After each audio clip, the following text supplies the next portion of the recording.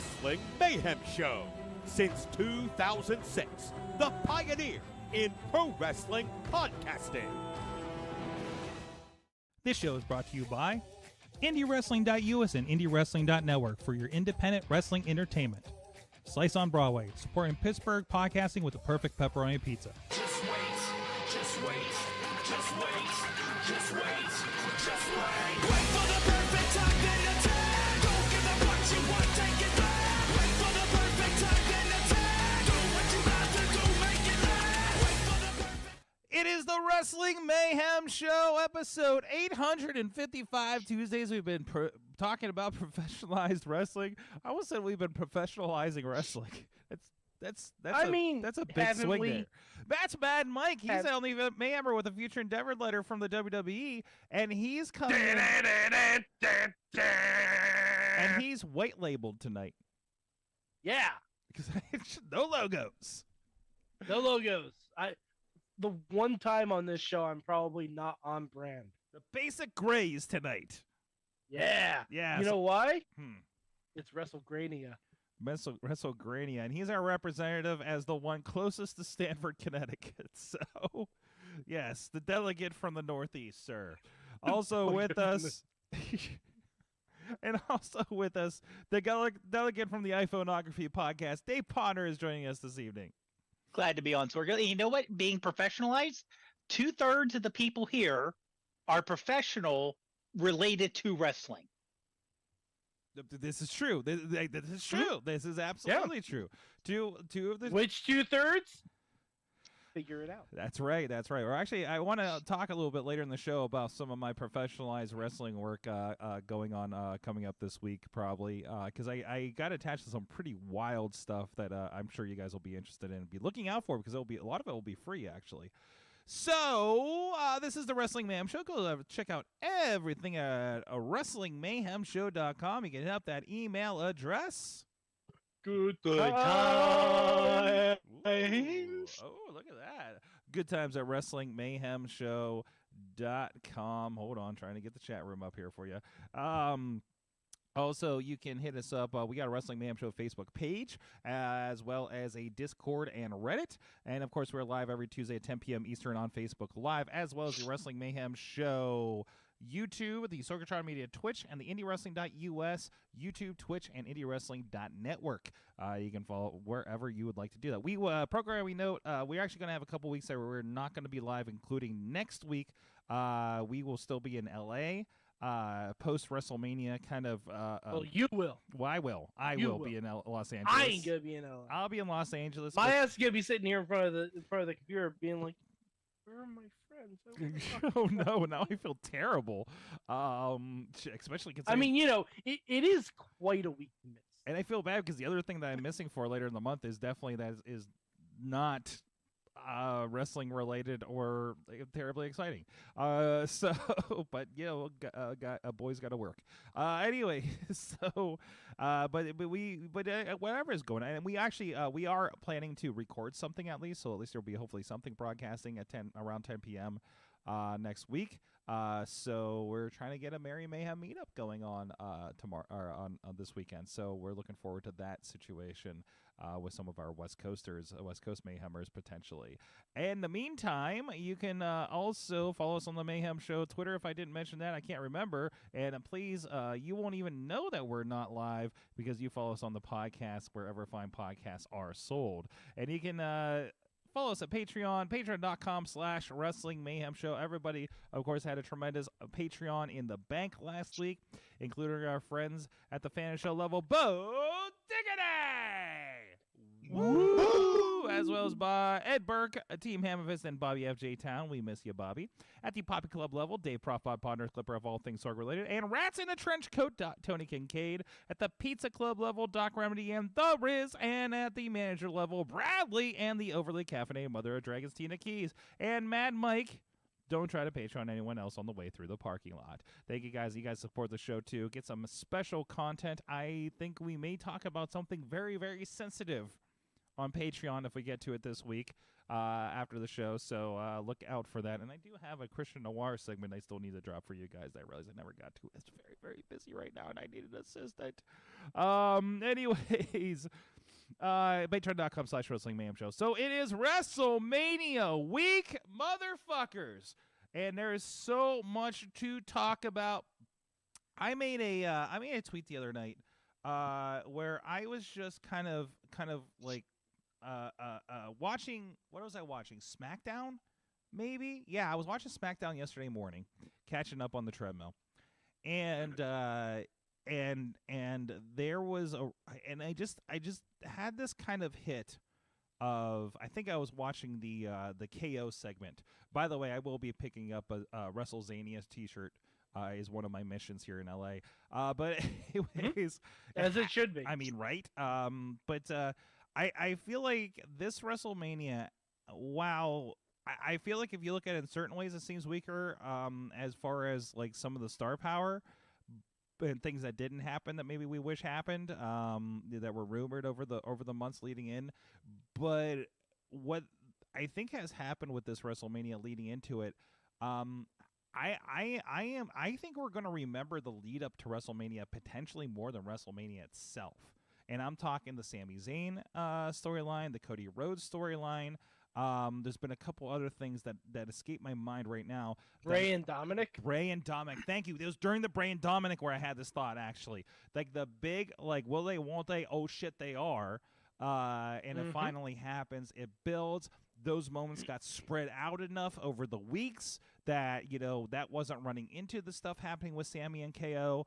I just, the pacing of these stories and the hits for these things have been so well done. It's a masterclass, I feel, in your favorite subject around professional wrestling, the storytelling, Mike. This is what he lives for. This WrestleMania is like a fucking warm hug. Mm-hmm. You know, unless you're looking at the women's division or the tag team division. Yeah. But you know, the singles men's division and the tag team championship men's division, like a warm hug. Like a warm hug. The rest could be done a little better. Yeah, but, you know, the Raw women's side seems almost forgotten. Charlotte Ripley is fine when it's something, so I don't know. Like, unless this is just the push to move the Judgment Day to SmackDown after WrestleMania, but Rhea Ripley versus Bianca Belair and Charlotte versus Asuka makes so much more sense. Oh yeah, and hopefully the matches like turn out. You know. Oh, the matches will be great. I'm not worried about the matches. Like, buddy of mine was asking me what's the match I'm least looking forward to, and it's honestly Bianca and Asuka. Because, like, the story has been nothing. Because they're both faces. And the build has been non-existent. But the match is going to be great. The match is going to be fucking fantastic.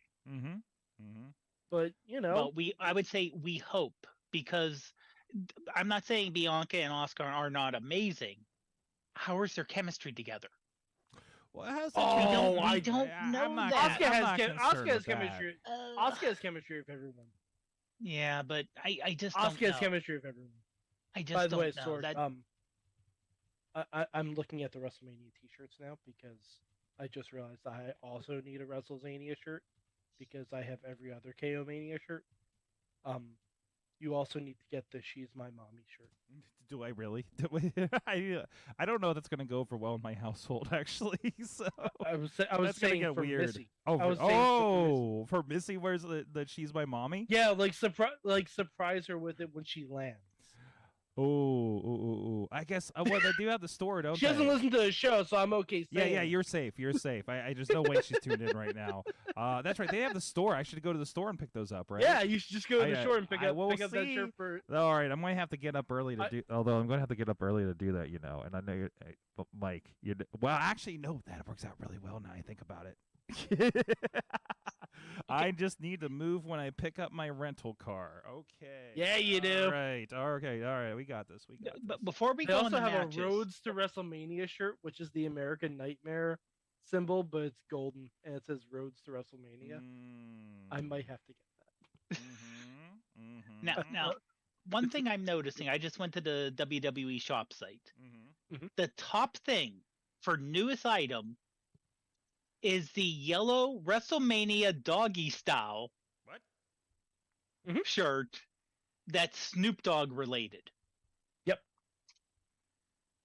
I have not seen Snoop at all about anything. Okay, just so spoil all right, something so here? hold on. Let me explain this. Please. So you have to go on WWE social media to follow the story of the Golden WWE Championship. So when they had their press conference for WrestleMania, they gave Snoop a custom Golden WWE Championship with Snoop's logo on it and everything. And apparently it's been passed around from B-list celebrity to B-list celebrity for the better part of a year. Wow. That's why Snoop has his own. That's pretty true. That's pretty incredible, actually. Oh no, I'm not denying there's a shirt. It's just I'm sorry, this is something that the other company I complain about, having to go online to actually know what the storyline is. Yeah, but this doesn't impact anything. No, but It doesn't impact it. It doesn't impact it, but if you go to your store and you go for WrestleMania, the top thing should not be the uncle of someone who they no doesn't work longer it. mention on the show. I think you're I think you're thinking too deep I'm- on this thing. Oh, I'm no, honestly you're right. I surprised- probably am. I You're- probably you're am. bothering too deep on this one, Yeah. man. Yeah, No, I probably Oh, am. But by it's the like way, they have You know, they have a replica of it online. Hey, and by the way, I was a little miffed because I was excited because what have the KO Mania shirts been up until now?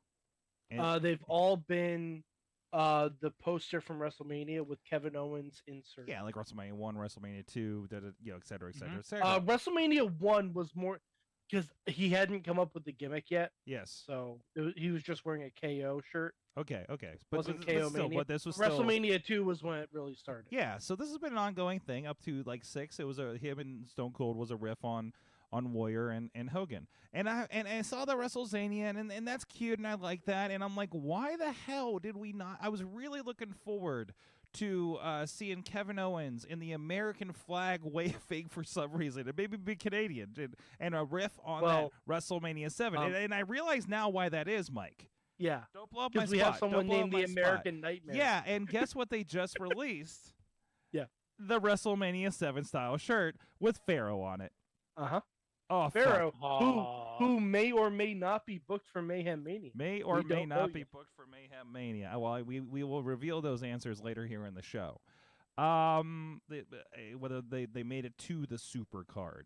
So, By the way, did we determine last week anything that doesn't make the Supercard will be on Mayhem Mania Stand and Deliver? is that what we're doing? We can do I thought that. so. I didn't make graphics I thought for it, so. but we can do that. No, we don't have Let's to. establish that. Let's just go ahead and establish Okay. that then, okay? You know, we put in a lot of hard work. to We make this did, happen. and there's So, a place for it. It fits into this new narrative with WrestleMania Hold weekend. on, I'm okay hold on. with it. In the tradition of in the Yinzer tradition of Eaton Park, how about we call it Mayhem Mania Deliver and Stand? Oh, that sounds good. You know what? I'm with you. I hate your fucking Eaton Park jokes, but I'm with My you on logic? this. Okay. Oh, Snoop is from the LBC. It's a given. Yeah, We're in his hometown, of course. yeah. So I'm sure he's going to make an That's appearance. why he was there to promote Mania in Long Beach. There you go. Long Beach? Inglewood? Is Inglewood Long Beach. Inglewood. It's in What do you Inglewood. think LBC stands for? Long Beach, yes, but WrestleMania's in Inglewood. Is that considered Long Beach? Yes. Okay, I don't know. I'm sorry. I'm not a Los How many Angeles- times has Snoop said Inglewood in his fucking song? Inglewood's up to no good. I get that. Yeah. No, that was Tupac. Wait, right? It tracks. Okay, It tracks. whatever. Yeah, okay. So anyways, I have 3 shirts I need to pick up. Why'd they show a picture of the back when there's nothing on it? Things look The cheap. only the main reason I want to get the KO Mania one is because WWE rarely puts designs on the back of shirts. That is true. It's almost a rarity at this point because it costs twice as much to produce, I would imagine. No, I remember that from trying to do T-shirts. Yes.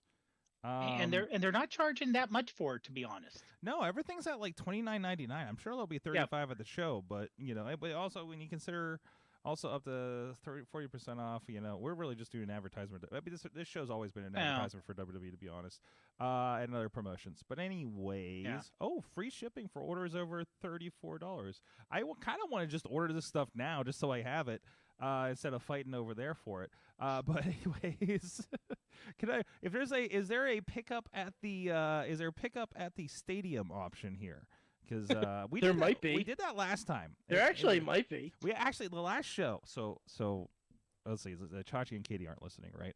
So the last show that I was at, not the SmackDown, but it was a few months ago that they did SmackDown in town, right? And in Pittsburgh. And they had that, go online and you'll pick it up later and don't have to go off and miss the show and stand in line for something, right? And they announced it. So I go and they had like a very specific like Kurt Angle shirt. I'm like, I want the Kurt Angle shirt. So I went and poked in the Kurt Angle and I'm looking and we're like, they have the Penguins, they have the Jens 316 shirt. Like we should get that for Katie. Christmas is coming up. Oh man, they got the Jens 316. It was like, they got a Pittsburgh Penguins shirt. SmackDown shirt, and we got that for Chachi. And by the time I came back around to the cart, my Kurt Angle shirt was sold out. So be very careful with those, especially when they got I should have just put the order through and then added on. But anyways, I suspect I'll be doing the same thing at the stadium. Or is it worth moving my rental car to get to the store before they fly in? I think so. You think so? Of course you think so. I think so because then you can film the surprise and that's content. Yeah, I guess so. I like the way you think. All right. See? I gotcha. You want a football helmet? They're selling a football helmet. They sell football helmets every year. And you got socks and what is this one? What is the socks are nice. The socks are nice. They're calling it the Riddle football helmet for some. I don't know if he's names on it somewhere or whatever. But the socks are nice. Riddle helmet? Yeah. Jeez. Wow. Why are we doing a WrestleMania 28 shirt in this bunch? Anyways. See, it says, I'm sorry, that's the company name, Riddell. Sorry. Riddell. I misread it. Yeah, Riddell. It's close. It's close enough. I'm like, why is I smell a cross promotion? It's like, you haven't heard anything about him in months. Are they teasing? Did someone mess up or? Tina, by the way, is throwing down because I'm saying California Love with Tupac and Dre. Yeah. yeah. I know my California Love. Anyway, what the fuck are we doing? WrestleMania. So Cody and Roman. This has this narrative going into this big match. Is this the downfall of Roman? Do we do it? Do you think this is it? I think I cannot imagine a bigger moment to do that. Yeah, because like here's the thing: if you don't do it, unless you have The Rock locked, stocked, and booked for SummerSlam, yes. That's the only or Mania. thing I can Mania think of. next year for that matter. No way. They're not going to do another year. No. Okay. No, honestly, I think Roman needs the break from that. Yeah, that's the other thing too. I mean, he's already ramped. Roman needs the break because at this point, if you don't do it, you have to have something lined up. Mm-hmm. You have to have an end game. Like you can't have Cody get dusted by Thanos and not have a fucking time heist planned. The only that's a long walk. Okay, the only thing I can think of potentially is the only thing that's going to kibosh this situation is a Hulk Hogan kind of schmoz, where something happens with Cody that disagrees with management. Like literally a management issue is the only thing that's going to keep this from being Cody gets the belt. Because what better boyhood dream type of storyline could you possibly have in this day and age than this? Honestly, the only other ending to Roman's reign at this point is either The Rock or Jey Uso. And you sure as hell don't want him to end on an injury. Yep, absolutely. That would be terrible if that were. By the way, Cody. This is hi, Mad Mike Spears. Yes, here speaking to you. you have a big match this weekend. Don't go lifting Braun Strowman on your fucking shoulders over the weekend. All right? Like, have you not seen this? No. At a house show last weekend, Cody was just walking around with Braun Strowman on his shoulders. What the hell? Yeah. Like a fireman carry? No, like you put a little child up on your shoulders. Is this on the socials? Huh? Yeah, it's on Twitter. Hold on. Yeah, it's on Twitter. I saw it. I'm like, motherfucker, you have a big match. Don't test this shit. We don't have a backup plan. And I mean, with a history of injury. Yeah. I don't want to call him old because he's younger than all of us, but he's not exactly a young man for wrestling. No, he's not. And Braun ain't exactly a cruiserweight.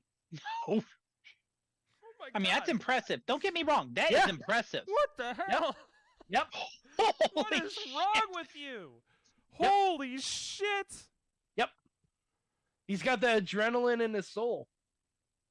And Pick you up like Braun. Jeez, how much does Braun weigh? Strowman goes at least 265, probably a lot more. Well, he's more than 265. I'm less than I'm 265. I'm underestimating, obviously. Oh, please. He's got to be close to. Braun's got to be now, mid now, three. now I'm just going to Google it. Oh, he's billed at 344. So yeah, there we go. 385 says Tina. I think he might be I think that 344 may be better because he's definitely kind of slimmed up a bit. He's trimmed down. Although yeah. That's muscle too. So she might be right with the 385 there. And he is Yeah. damn tall. But Jesus, There's a lot of. Don't there's a lot test of this Braun. shit. Yeah. No. But all wrestling is testing that stuff. Like, Yeah, but don't do it right before WrestleMania. Why not lighten your house show schedule going into WrestleMania, right? So, I mean, this I mean, this kind of just goes with wrestling, man. Like, you know, but I mean, it's very Cody. It's very Cody. Yeah. It's very Cody. Cody's gonna make the potentially wrong decision. At least he's not trying to mosh pit and breaks his ankle. And becomes an angry old man over the summer. But anyway. Oh, he was an angry old man before. Yeah, that is true. That is true. But it really came out. He's upset because his horror movie sucked. I watched it. What, like recently? On Netflix. No. No, it was Listen, one about him moving into a house. I learned my lesson trying to watch the Kurt Angle movies, so they're not good at all. No, See No Evil is good. See No Evil is good. No, I See said No Kurt Evil 2 Angle. is good. Kurt Angle. Yeah. Oh, well, no, Kurt Angle couldn't. Yeah, Kurt Angle can't act. Oh, the Kurt Angle was in what, Southpaw, and I understand he was pretty good in it. no, in that one he was fine because he was facing. Because he he's was playing a playing Russian himself. fighter. These were terrible movies. These are $5,000 movies. Right. Okay, like that's the one that we met him with the premiere. Like that was like he was the producers were actually angry because he said how much the film cost. So that was interesting. It's been like 10 years, so I can say that. But anyways, yeah, the one with Sid Vicious staring awkwardly out of the car, and James Storm and all that kind of stuff, like that one. I with the River of Death or something like that, right? Anyways, so, and I love, again, I can say this now because it's been over a decade. I ended up working with somebody back around 2010, 2011, that was, he was an extra in Silence of the Lambs, and he was also he was the detective in the one where Kurt Angle was like a serial killer rapist of some sort, I think. It was really awkward, and I don't remember finishing it. And I think I just broke Mike over there. He was taking a drink at the wrong time. You could have said any profession in the world. I did not. It was expect really, serial really killer rapist. awkward and not okay. And Was Charmel in it? Because that would track, actually. And I just remember like talking to the guy, and he does a lot of theater, and he works with media, and some news programs and stuff around here back then. And he's just like, yeah, it wasn't a good movie. I was like, yeah, it wasn't a good movie. What the fuck were you doing in that? You know, You have an Olympic hero as a serial killer / rapist. You were a perfectly adequate hard-boiled detective, sir. But I don't know about what Kurt was doing in that one. But hey, whatever. Everybody tries to make that crossover, and not everybody can be Baptista. Anyways, by the way, side note, Knock at the Cabin with friend of the studio, Jonathan Goff, is on Peacock right now, I believe. So go check that out. It's a really good movie. Okay, was it good even though it's Shyamalama Ding Dong? Yeah, it is the most un-Shyamalan Ding Dong movie I've ever watched. Okay. Yeah, that's good to hear. It's really, like the twist is the twisty thing isn't twist. Okay. In my mind, that's how I read it. Okay. You know, because I've heard that said about The Village too. Yeah, the twist is I'm the guy 10 minutes in. I'm like, but they're in the real world, right? And they're just the twist is, if you read the book, you're like, what the fuck is that? You know. So, anyways, I've read the book. I read reviews. I just read stories. After a movie, the first thing I do is like Google a movie and be like, okay, did anybody else hate this movie? Okay, no shit. Okay, there's not gonna be a sequel. Fuck. Oh man, no Shazam 3. Sorg, there have been many movies that have sucked that have gotten sequels. Look at Avatar. Well, generally, listen. There's not a lot. Can we go? Let's look at Transformers. There's not a lot of movies that I hate when I go see a movie. Okay, it's a very rare. If I go to see a movie, I'm excited about the movie, and it mostly delivers. And then like even I will just like find a place in my heart for something like a Black Adam or something like that, right? That was like or the original Suicide Squad. I'm like that could have been better, but I accept that. I accept this movie. And that soundtrack was banging. So we accept you. Google gobble. Google gobble. What the hell is that from? That's from Freaks. Freaks. Oh, I haven't watched Freaks yet.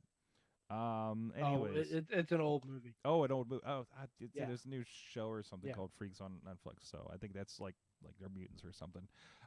Anyways, so that's happening. I think it's going to be perfectly. The only other thing so I know Seth Rollins said that his match is going to be on Saturday in his promo with Logan Paul. I hope we get another dual flying nothing across the ring. Oh yeah, we're absolutely gonna get was such a Power Rangers moment. I loved it. Also, I'm assuming Edge and Balor is on Sunday. Yeah, I think I keep forgetting. I'm like, man, what do we got? We don't have like a lot that I'm looking. I'm like, wait, we have a fucking Hell in a Cell. With the Demon. And by the way, Demon? I heard reports. Guess what? I'm very excited about this. The red cell is gone. No. The red cell is from the reports I read, the red cell is gone. It's going to be purple. No, it's the original color. It's the original color. No, it's going to be a purple cell. I will not accept anything but a purple Hell in a Cell for Judgment Day. No, I want a purple demon. I want a purple ass demon. If there's a purple ass demon, I'll get that fucking t-shirt. Wings. With those fucking Judgment Day wings, yes, along the sculpted back of Finn Balor. Yes, it's gonna look like something out of a Marilyn Manson set. It's gonna be amazing. It's gonna be amazing. This is what I've always wanted. Was Demon Balor at WrestleMania? We had it. I mean, the entrances. Yeah, the entrances Demon Balor face off against Lashley. No. What? Yes. No. WrestleMania 35. 35. That's the year pre. Or not Lashley. Maybe Lashley or Samoa Joe. Why don't I remember this? Find me this. Demon Balor definitely was at WrestleMania 35. All right. Well, I want upgraded Demon Balor. Like, well, how do we not have Demon Balor? Demon Balor and Bobby Lashley. It was the semi-main, so it was right before midnight. That's probably why you don't remember. Oh. And that was when Lashley was with Leo Rush. Oh, my man! And Demon Balor won the IC title. Oof. In the semi-main of WrestleMania. Oof. Yeah, but that was right before midnight because I remember, like, the first wrestling match of my birthday that year was Becky Lynch winning both titles because WrestleMania went till after midnight. Hey, so clarification. The game that the one that I'm the awkward Kurt Angle movie with the detective I was talking about is called Endgame, according to Tina. And Robert Downey Jr. dies in that one too. Jenna Maraska? No, I think a piece of our soul died in that one. Jenna Maraska, why do I know that name? She was in TNA. Oh. And Big Brother, maybe. Makes sense. Yeah, she was a or is it Survivor? She's the fucking Not- victim. It might be Survivor. I forget. She might. Yeah, I see her on a It bunch might, of it might be Survivor. both. Oh, she's from Pittsburgh. Yeah, that's why. Oh, okay. That's it. Oh god, this is rough. There's some rough memories right here. Oh yeah. God, I might have gotten this on DVD on Netflix. Oh. What was it? You know Endgame? that's one thing we should do one of these days. We should have a movie party, but we each pick out our worst wrestling related movie, 2009. and we all Oh, watch no. it together. Because I have Oh, WWE no. Countdown on Blu-ray. You know you want to watch this one. Holy crap. Oh boy, that's rough looking. I remember the first movie I remember Batista in, and it was him and Rob Van Dam. I can't remember the title of it, but like they were teaming up because like something about gangs. I remember Batista just had a short machine gun, like one of those little those little kind of like two hands, like real close kind of machine guns, and it was the most awkward shooting I've ever seen in a movie. And I was like, oh, I don't know if he's got a future. Well, I was wrong about that one. So everybody does the shit movie first, right? I mean, you know, You got to start somewhere. yeah. I mean, You got to start somewhere. You got to get your card in somehow. The Rock started as a very terrible CG character. So I mean, Cena did not start with a shit. What did he start with? Ready to Rumble. He's in Oh, the background of shit. the shot. Doesn't come on. Okay, Come but on. even still, the I Marine, got you, not, man. I even got still, you, man. the Marine, not a bad movie. I mean, David Lawless got to start in a better movie in that case. Yeah, 'Cause- but the Marine is not a bad movie. I did. By the way, friend of the show, David Lawless, is in a man named Otto. Oh, Look for him. excellent. Look for him. I watched the movie and I didn't notice him. And I was like, I'm in the scene with this. I'm like, oh, I wasn't looking for you. You were just another dude in the scene. I'm going to go watch it. I'm going to go watch it again with different eyes now. So I know a lot of people that worked on the film, but I didn't know that somebody was in it. But just listen, Pittsburgh, we have a lot of work happening here with film, and a lot of wrestlers are getting in on it. It's pretty great. So you might be surprised who pops up on that, or Mayor of Kingstown, or something like that. I have a feeling a lot of wrestlers have played prison inmates on Mayor of Kingstown, from my understanding. So, anyways, I'm sure WrestleMania. We'll get around to it sooner or later. How long where are we at here? Actually, we should take a quick break here. We're going to talk more WrestleMania. No guests. Indie wrestling, what's that? We'll talk about that after the break.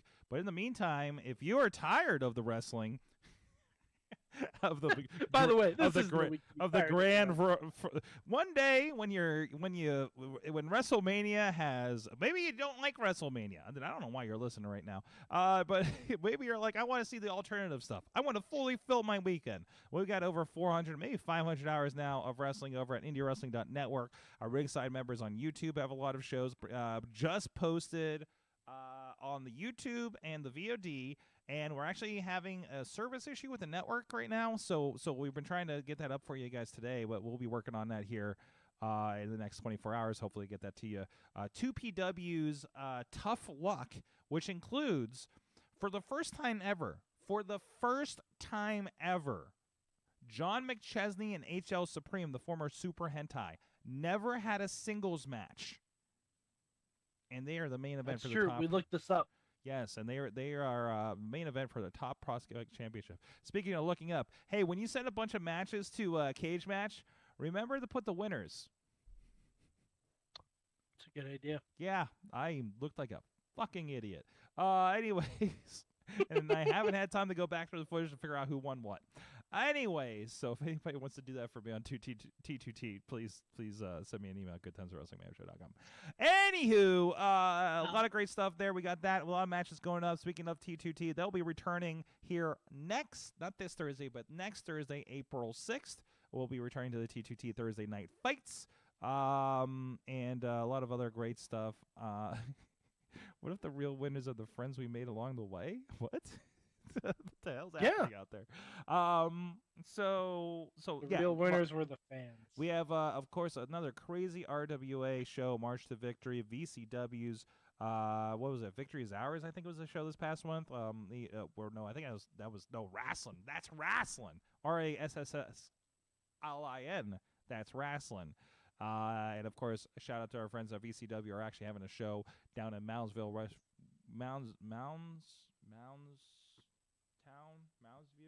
Well, there is a Moundsville, West Virginia. I think it's Moundsville. It's about 20 There, minutes there, south there, of there. Wheeling. Yeah, there. That is Moundsville. Yeah, yes. so you got Friday night. You want to get some wrestling at a bar?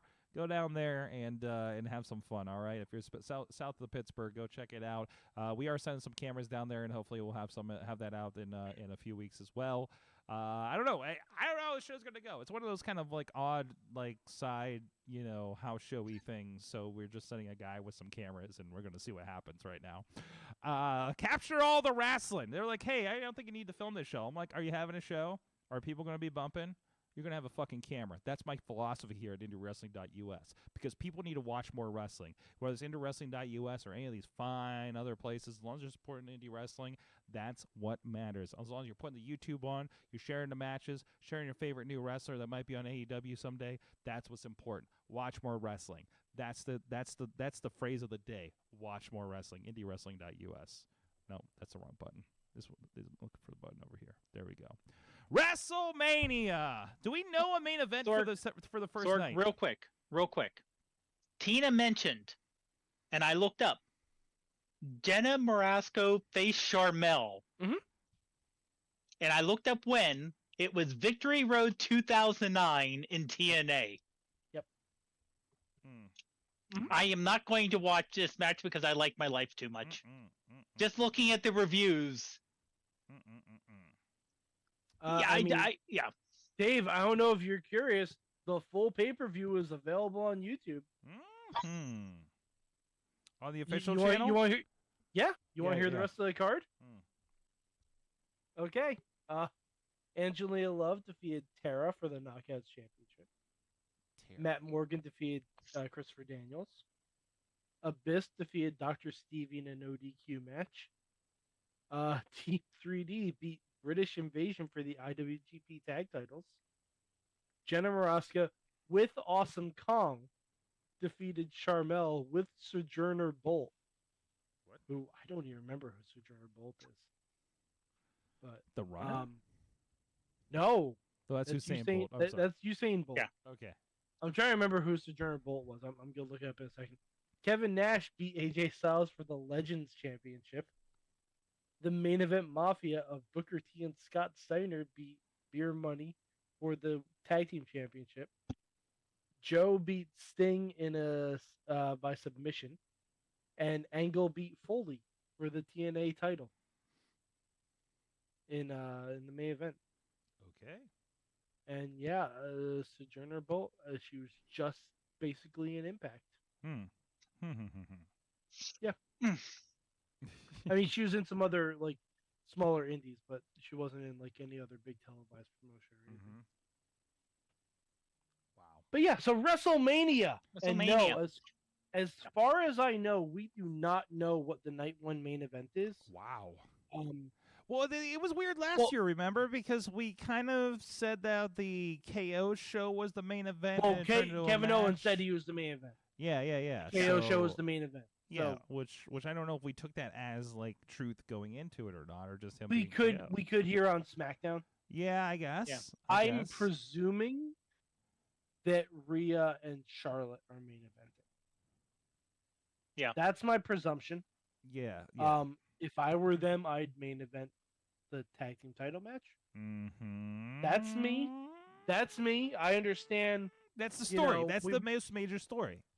Yeah. Honestly, that can main event night 2. Yeah.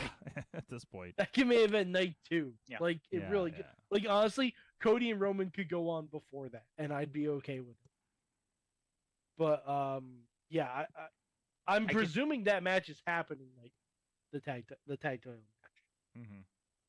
But yeah, I mean, it's probably going to be Rhea and Charlotte, but it can only be either Rhea and Charlotte or the tag title match, as far as I'm concerned. I don't think Bianca and Asuka have a shot. No, because Rhea is the hottest woman. Yeah. In WWE. Yeah. Rhea's the hottest thing going female wise in the company. Yeah. So. Yeah.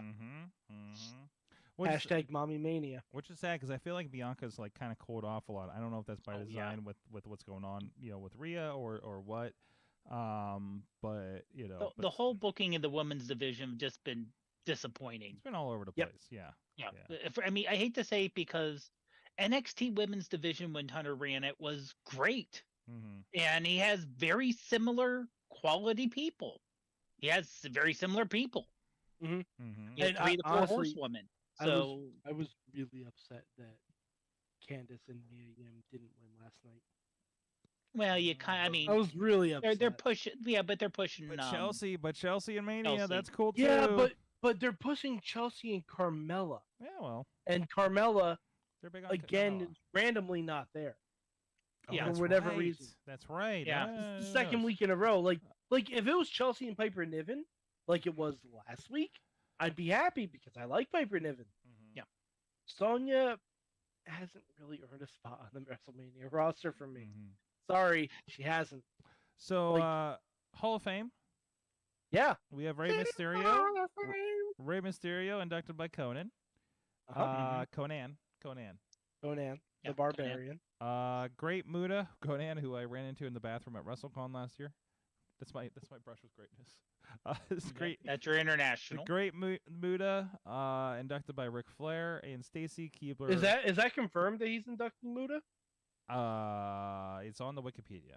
This is according to. Okay. All right. I hadn't heard that. Let me just. I thought it might have been Shinsuke. Well, he announced them, so I think they presumed. So. Okay. Yeah. I thought it might have been Shinsuke, to be honest. Stacy Keibler, no inducted by announced yet. I'm assuming that's Tori Wilson. Oh yeah, I would think so.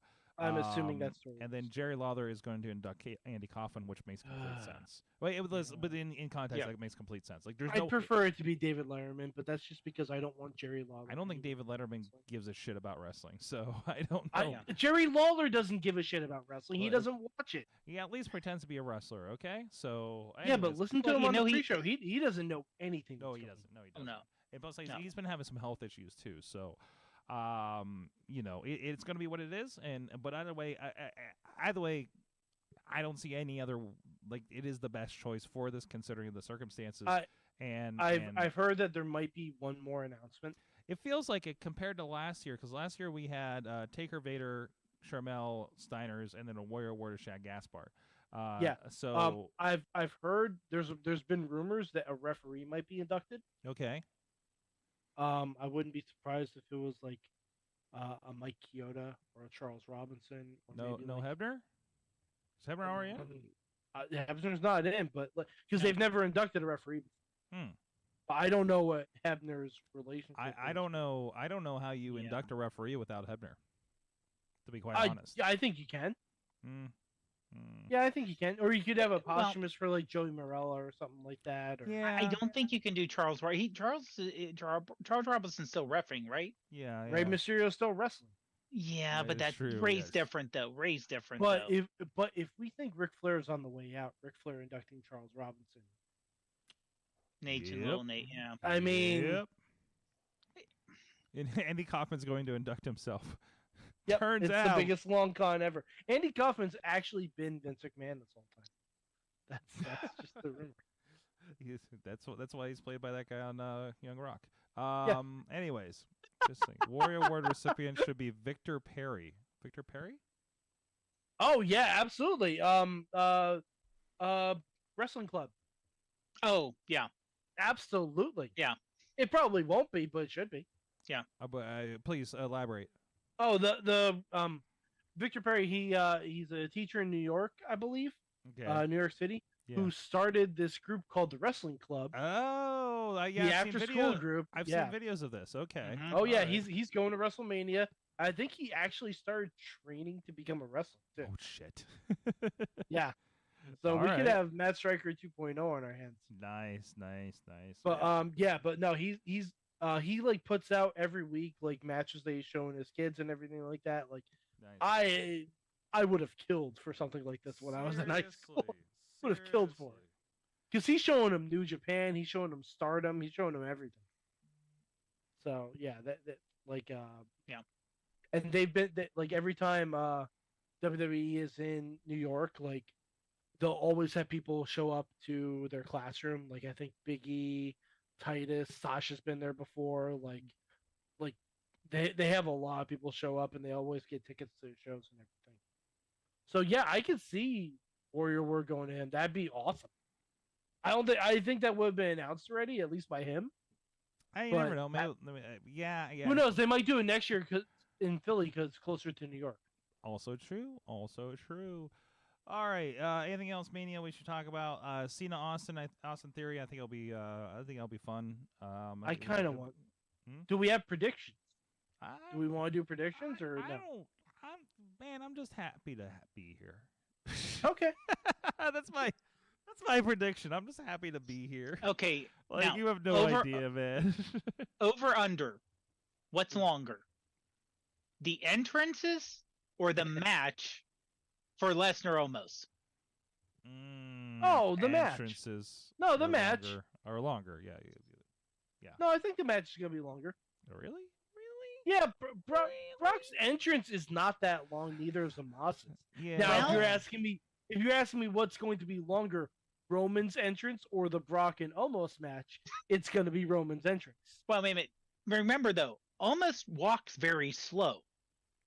Yeah, I'm assuming that since it's the stadium show, he's got 50, 60 yards to go. Who knows? They may pull out the card Andre style. Get the ring card. Almost is getting the ring card. Honestly, he may be starting to run out of breath by the time he gets to the ring. Oh, come and on. That's when come Brock on. You think that takes guy's got advantage. Come on. He's an athlete. Come on. Jeez. Oh man. But by the way, Sorg, you need to let us know if there is a police alert that goes off when Cody's pyro goes off at Mania because people think there was gunfire. Why? Did that happen in Dallas? No, but I just have a feeling Cody's pyro for this main event is going. Well, let me ask you. I don't know location of the stadium. Is it close to a neighborhood, or is it? I don't believe so. Hold on. It's right in the middle of Inglewood. It's a complex where, cause I think the stadium where they're holding like Raw, SmackDown, and Stand and Deliver is like right next to it. Okay. The convention center is probably right there because that's where they're doing the store. So it's a big like area. So I mean, but you're in LA, so people are going to hear it. I mean, it's like I hear. Listen, I'm over the hill and I hear the fireworks at PNC Park. Okay, so like. It's gonna be a thing. SoFi Stadium, that does have a roof, correct? Yes. Yeah. Okay. I don't believe it's gonna. I believe it's retractable though. Okay. Well, considering the weather, I would appreciate if they leave it. So I'm looking at this right now. I mean, there's a hospital nearby. There's an In-N-Out Burger right on the corner, guys. So we are set. Set. Oh yeah. Let's see what's going on here. The Kia Forum, which I think is probably where they're holding the other stuff. No, the Crypto.com arena. Oh, are they? That's downtown. Interesting. Okay. That's the former Staples Center. Yeah, former Staples Center. Yeah, that's near downtown if I recall appropriately. I get so lost. Yeah, Crypto Arena. So wait a minute. So what are they doing at the Kia Forum? Is that Access? Is that the Kia Forum? Access? Is that the old Coliseum? I probably. Looks like it. That looks like no, maybe it's something else. I don't know what this is. That might just be. Oh wait, Access that's where I think that's where AEW was when they came to town. Oh, okay. I'm relatively certain that's where they were. That sounds familiar. Oh, Slayer's going to play there. Apparently. Well, let me ask you, because right now on Wikipedia they have 6 matches for night 1. Mm-hmm. Only the Cody Roman match for night 2. What the fuck? Are we assuming the rest of the matches that they haven't announced tonight are going to match 2? Sure. No, I think it's just what's confirmed and what's assumed. Right. No, I understand that, but since they already have 6 of 13 confirmed for night 1. Mm-hmm. I can imagine them putting a bunch of filler matches in night 2. So I the personally Cody don't think Roman looks big. I personally do not think that both women's title matches are going to be on night one. Yeah. I don't think so. I think they're going to have one-on-one. It could be. We could do also a funky thing where, they do the women's match and then, like, there's a title match the next day with the winner of the 4-way or something, like they did last year. Like, they may announce that. I doubt it because Liv is supposed to be at Access during WrestleMania on Saturday, I believe. Mm-hmm. Oh, okay, that makes sense. Yeah, no, that's what I'm saying. I could see them having the showcase matches being on Sunday. So yeah. I mean, listen, like one thing, make the rest of the card a little softer to really punch. They have not been overbooking the 2-night Manias. Like last year was a pretty tight, maybe 8 matches each night, right? I can see 7 a night, and I could see one more match being added with Lashley somehow. Yeah. We're at 6s and 7s. Oh, we can right add now. a Lashley LA Night match real easy. Oh, sure. Based on what happened on SmackDown. Yeah, but also because SmackDown has the Dre, so yeah, what? The Dre. Oh, the Andre. Yeah. The Dre. Now we talked briefly on the pre-show about why they would have that not on the pre-show match. Why they're first of all, I agree with everyone. An hour and a half, 2-hour pre-show each night with no matches is ridiculous. So stupid.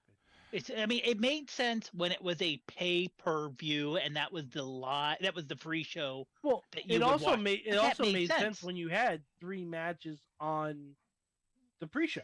Right.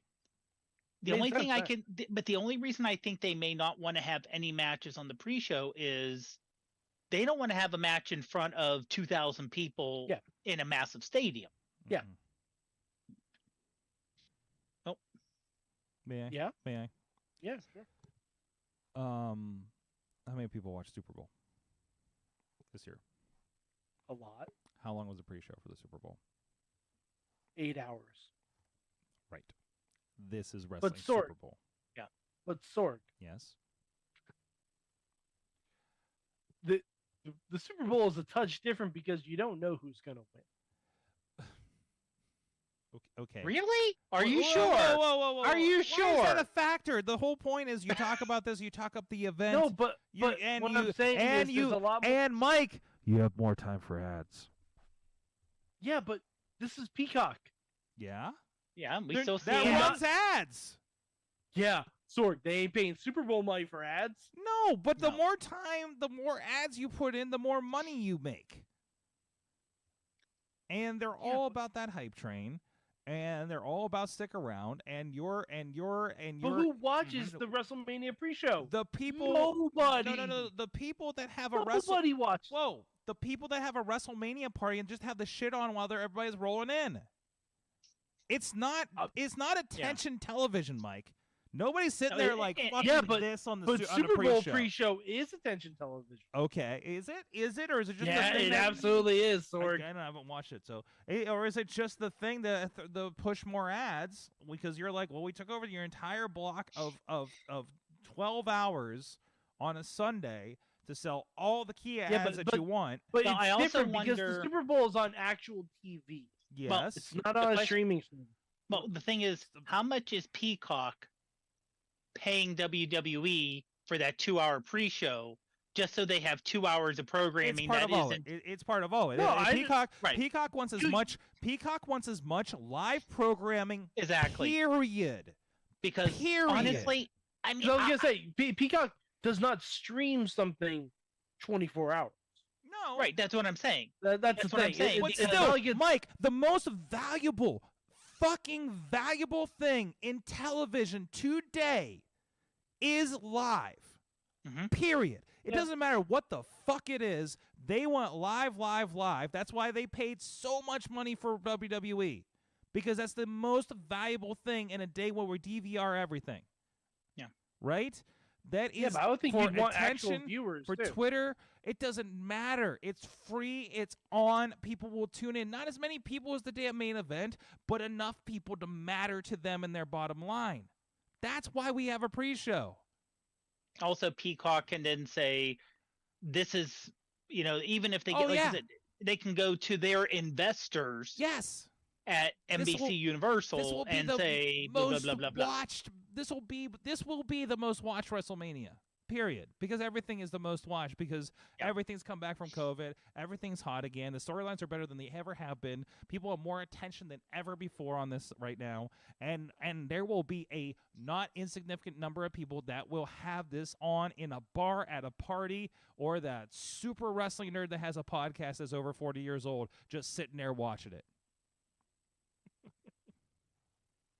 I'm getting ahead of the comments on YouTube. That's fair.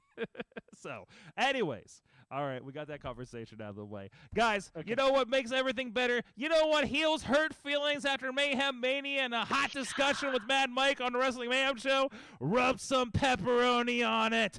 Slice on Broadway, New York City style. Yins are made. Beachview, Carnegie, East End, North Hills. And I went and hugged the Southside Works location the other night. Go check them out. Our good friend SliceOnBroadway.com.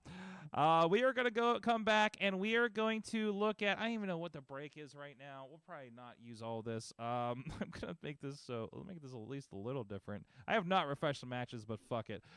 We will be right back. We're going to find out who is in the Supercard for Mayhem Mania, and NXT's Deliver and Stand with the rest of them. We will be right back after I find where the button is. No, you're talking about the Remix Riot division, a division that's defined by Aaron Draven, a guy that has bled for that title plenty of times. And we talk about roles.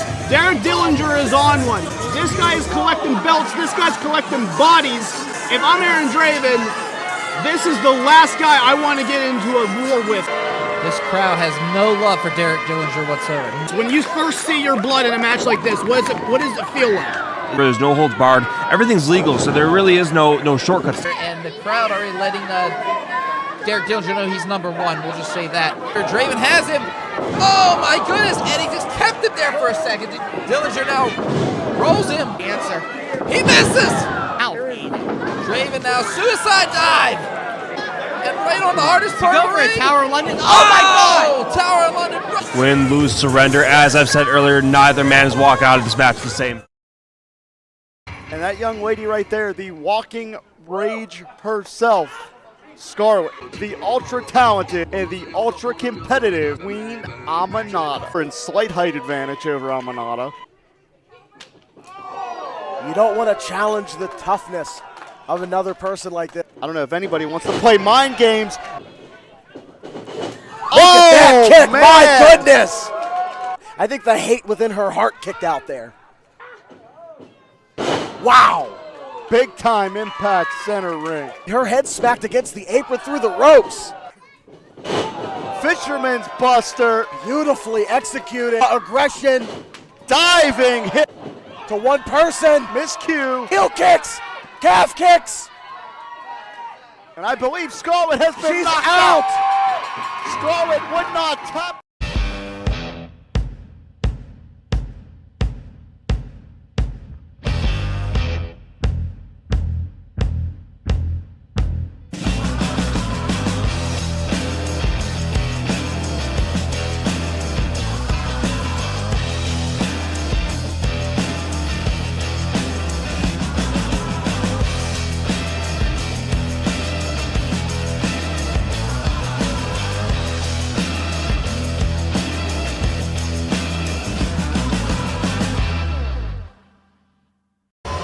About HL Supreme, the man heals faster than Wolverine. You are looking at one fine specimen right there, trained out of Hayabusa, Japan. But it's Scotty 2 Hottie! He's now taking the baby. Wow! Scotty 2 Hottie making his way to the ring. HL Supreme is no joke. That's how the worm, and kick to the midsection. The squared circle is being dominated by HL Supreme. Throws him, and that shoulder hitting off the steel beam. And now he is just stretching. And now, the one known as the Worm coming back here. Here comes Scotty 2 Hottie off the ropes. Has him. Oh, Bulldog. Wait a minute. This crowd's about to go electric here. Ladies and gentlemen, the Worm. 1, 2.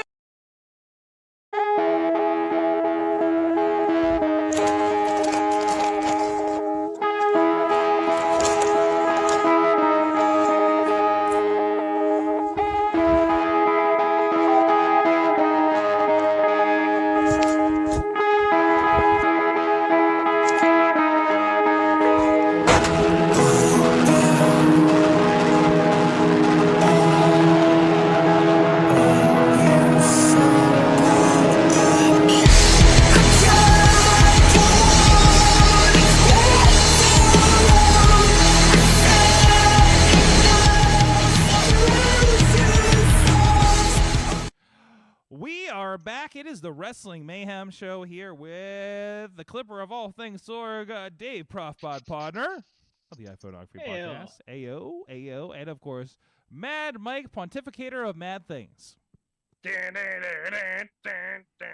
Anymore, and we'll get sued.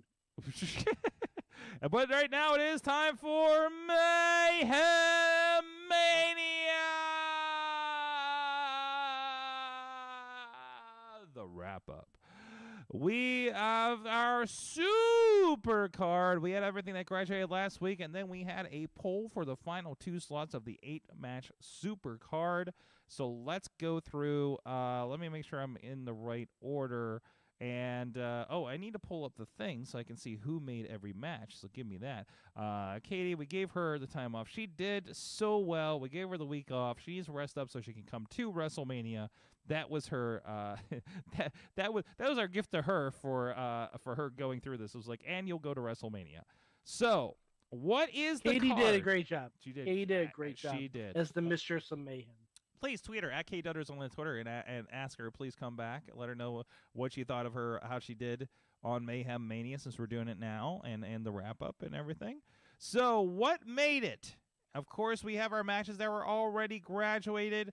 First of all, we have Bull Nakano versus Rhea Ripley. That was created by Tina Keys. Fantastic. That match would slap. That's amazing, right? Next up, we do have Gunther versus Asuka, which has become a submission or KO match that was originally created by Team Hammerfist, who I think may have also added that stipulation. I believe so. Yes. And then, of course, we have the sure-to-be match classic, R-Truth versus Stone Cold Steve Austin. We also have Couples Explode once again.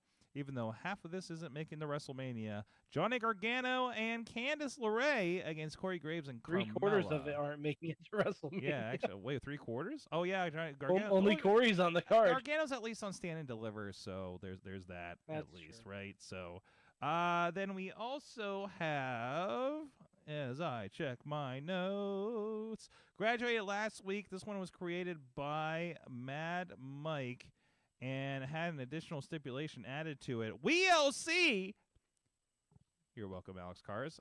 The Usos versus the Creed brothers. Yeah. And Alex Cars privately messaged me and said he believes he owes me one. And Alex, I will collect. Well, actually, Alex in chat said this is a public thank you to Mad Mike for keeping the WLC dream alive. Okay. But he did say privately he thinks he owes me one. And guess what? You fucking do. And I'll collect. Fantastic. I'll collect. Just wait till next year. Yeah, let's see. Where was I at? Tina Keys also made, where's this at? Miko Satomura versus Charlotte. That would be a banger, too. That'd be a banger. That is an underappreciated match right there. And I believe these matches were the vote getters on the poll. I believe this was the top one here. And that would be the Firefly Funhouse match with Mei Ying, who people know now as Wendy Chu, and Prince Devitt, also known as Finn Balor, in the full paint.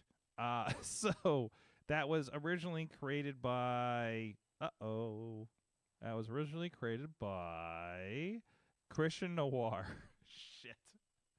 Oh, we need to tell Christian that's his thing. I did make it a Firefly Funhouse match, though. Yes, you did make it a Firefly Funhouse, yes. And the last one, the second place in the vote getting, thankfully, because there was like a 3-way tie under this that nobody voted up again to make it a tie for me to try to figure that out. Becky Lynch versus Bayley versus Trish Stratus versus Lita, which was made again by Mad Mike. Mad Mike is like, are you the biggest matchmaker of this session? I think Tina. Hey, wait, Tina has 2 as well, I think. So, that's 2. Hey, you know what? I have I'm one just in gonna here. say, Hammer those Fist. matches I made We're from Patreon in the bank, baby. So it pays to pay. That's right. That's right. Remember that for next year, of course, we will, of course, make it bigger and better, as we always try to do. It was a little bit of a reset year for us. I'm still going to donate $37. Yes, there you go. I'm Thank you just so going much. to do it in. I'm just going to do it in the privacy of not this podcast, Okay. so that I don't make a mistake. Yeah, don't do it during the show. Yeah, That's when I yeah, usually screw no. up too. Don't book your card Yeah. during a show. Don't do Nope. don't try to answer promoter messages during the show. Mhm. It just that's where bad stuff happens, you know. Yeah. So, but anyways, we really said the tag match is nice, but we'd rather just have them face each other. Lol. Yep. Yep. Absolutely. Yeah, I'm with that. I'm with that. as Because well. then we can have an actual tag team title match. Yeah, so we're talking about the Becky, Bailey, Trish, and Lita, of course. So Yeah, I know. That's what I'm saying. No, I'm just We- it frees clarifying up- because we've been bouncing kind of back and forth. So frees up it is funny. I'm super stickler for trying to clarify things on the show, but when I'm talking with my own wife, she has no idea what I'm talking about from time to time because I just kind of bounce out of my head into conversation that I've been having in my head. Anyways. If I don't have a microphone in front of my head or production equipment in front of me, my brain shuts down, basically. In communications. So, what was I going to do? Oh, so, first of all, I want to give a shout out, of course, our friends at AAW and Warrior Wrestling went on a little bit of a loop this weekend, helping out with streaming with AAW's 19th anniversary event.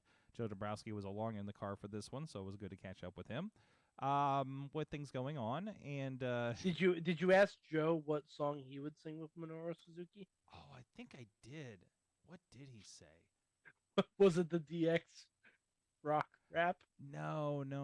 I think we settled on the Titanic song Okay. because he's been singing that in the car a lot lately. Ask out AJ Alexander about it. So yeah, no, I think he'd be rocking some Celine Dion with Minoru Suzuki. But anyways, You think he would have Suzuki lift him up like I'm the king of the world? I think he would try. Yes, he would try to make Okay. that happen. Yes. So shout outs to them. Fantastic match. I want to bring up a guy that you guys should know about. His name is the Thrill Billy. I'm gonna see if I can pull him up here. Oh boy. He took on Mance Warner. They played the promo before his match. And is his name Silas? Is that it? And I understand he's playing Terry Gordy in the Von Erichs movie. Oh really? Yes. And Okay. he had a knockdown, drag out hillbilly fight with Mance Warner. But Mike, are you familiar with old Mancer? Yeah. Okay. So He was also on AEW too. Mance was on AEW. That's right. He Yeah. is, and man, he was so great on there, but does not do justice to see him on on Indies with the full Common Man introduction.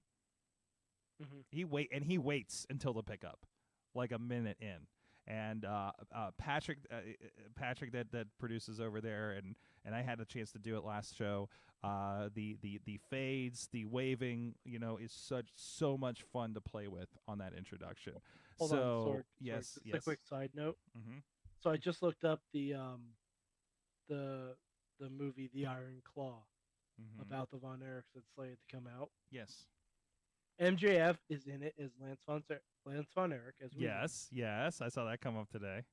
Chavo Guerrero is playing the original Sheik, What the hell? and Ryan Nemeth is playing Gino Hernandez. Fantastic. Oh my God, and they have someone playing Michael Hayes. Hold on, I'm gonna look and see what this motherfucker's All right. done. In the meantime, here's if you're on video. This is actually from his Instagram. This is actually one of him throwing Manser in a move that I think is called the Flat Earth. So I think his Manser looked like yeah. Oh my yeah, God. that sounds about right. Yeah, That sounds there about it right. goes. Oh, they finished this match, and at the end, they're laying in the ring, like pinfall. Mance wins. They're laying in the ring. They ask them to bring them a microphone. One of the video guys comes into the ring to shoot down on them in the ring because they're not moving. and we're in like this bar, right? That's one of the 3 venues that they're in there, and they both cut a promo about how badass each other is while lying down still because they're so beat up they can't move until somebody brings them a beer. So it was a most man's match. Thrillbilly Silas. Hold on, I'll get the name for you here real quick so you guys can all look him up. Thrillbilly Silas Mason. He's actually a part of NWA. So you can probably see him over there on YouTube if you want to see more of him. Dude, he's this promo, he's got the wild eyes. He looks like he's straight out of the 80s, dude. And just fucking check him out. That was the big find of the weekend. Also shout out to you can actually see Warrior Wrestling 29. I believe we streamed it live on YouTube, so it was completely free.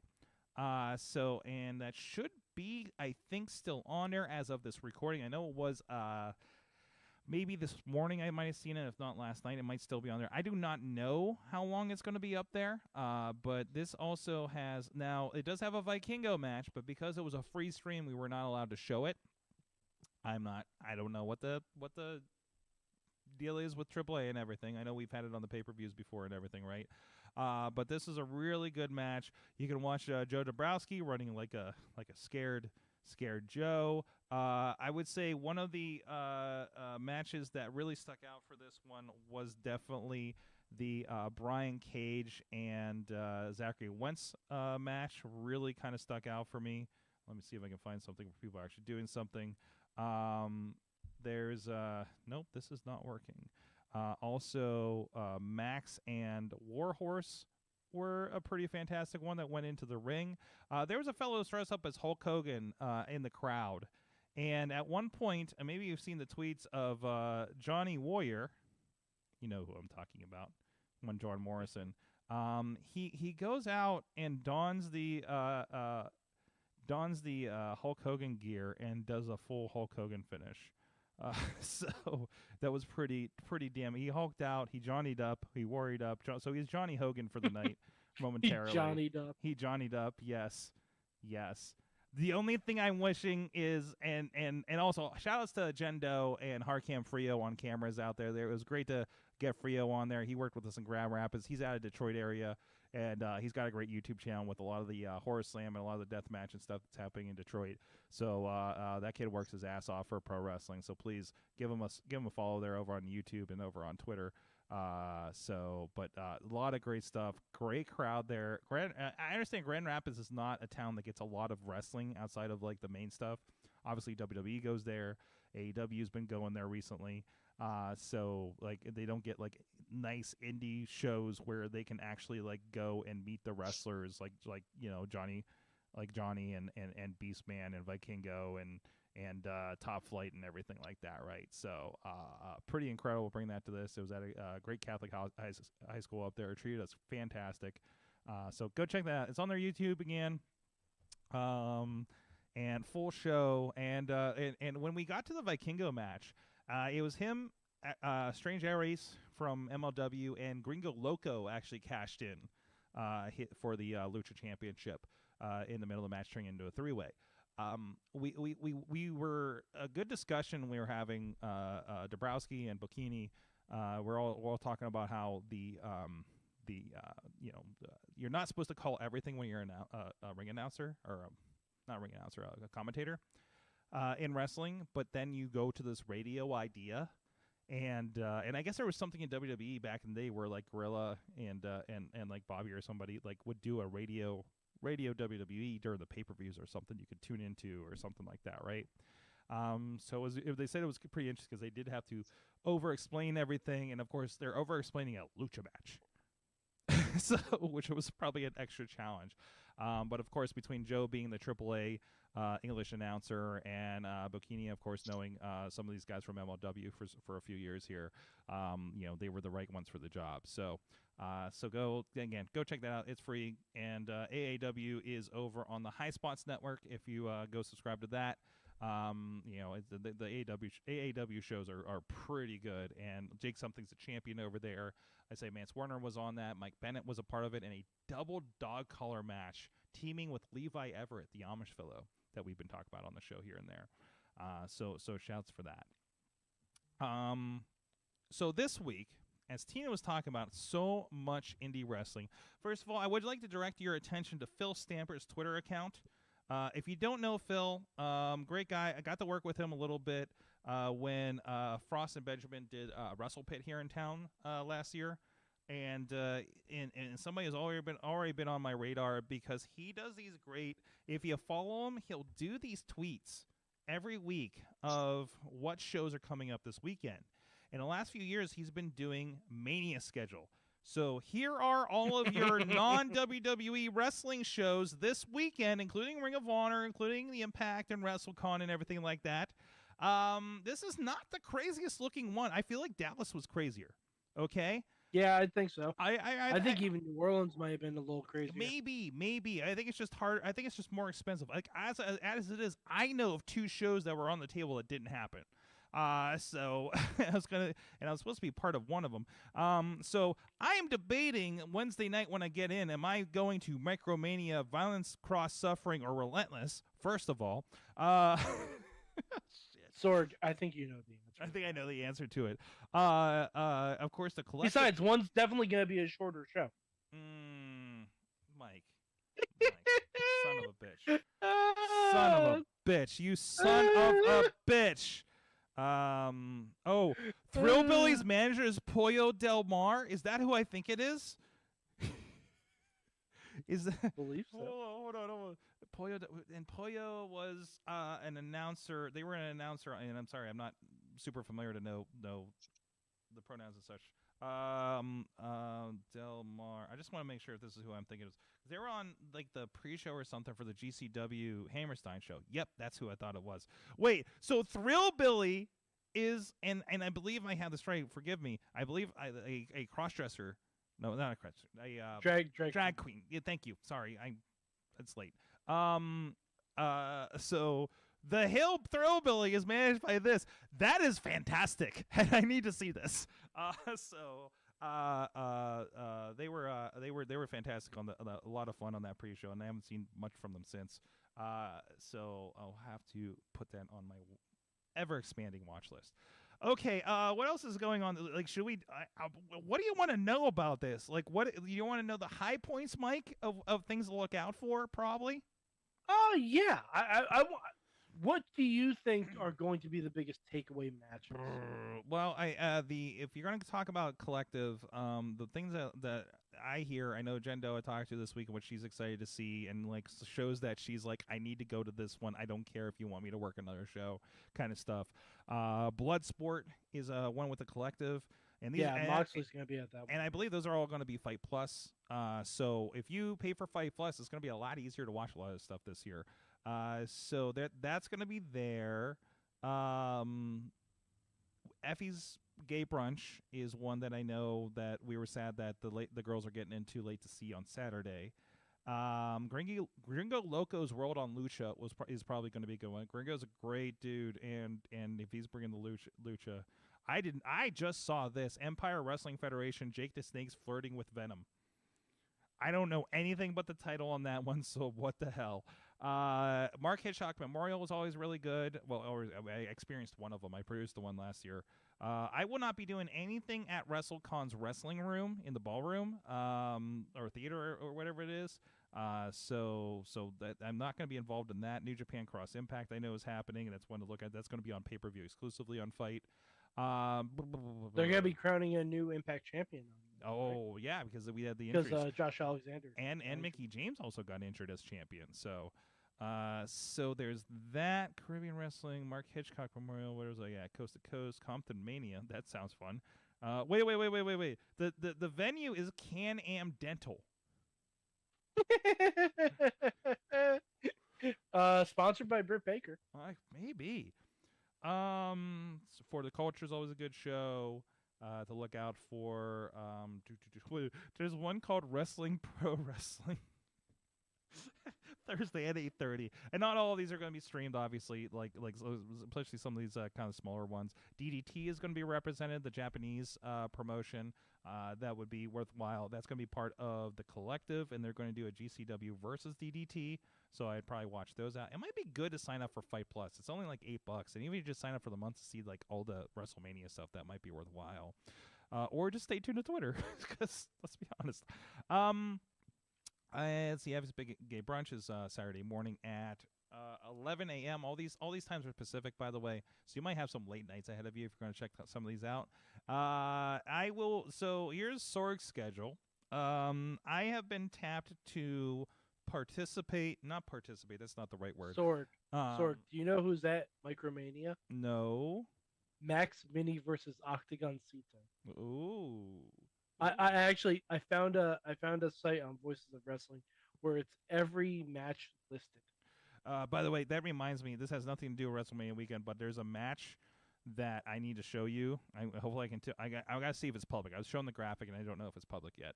But there is a unknown dream match about to happen at MLW. So okay. But we'll after this segment I'll look it up.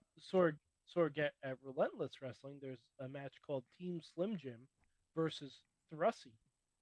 Yes. Which I'm assuming. Yes. Which I'm assuming is a throuple. Bussy.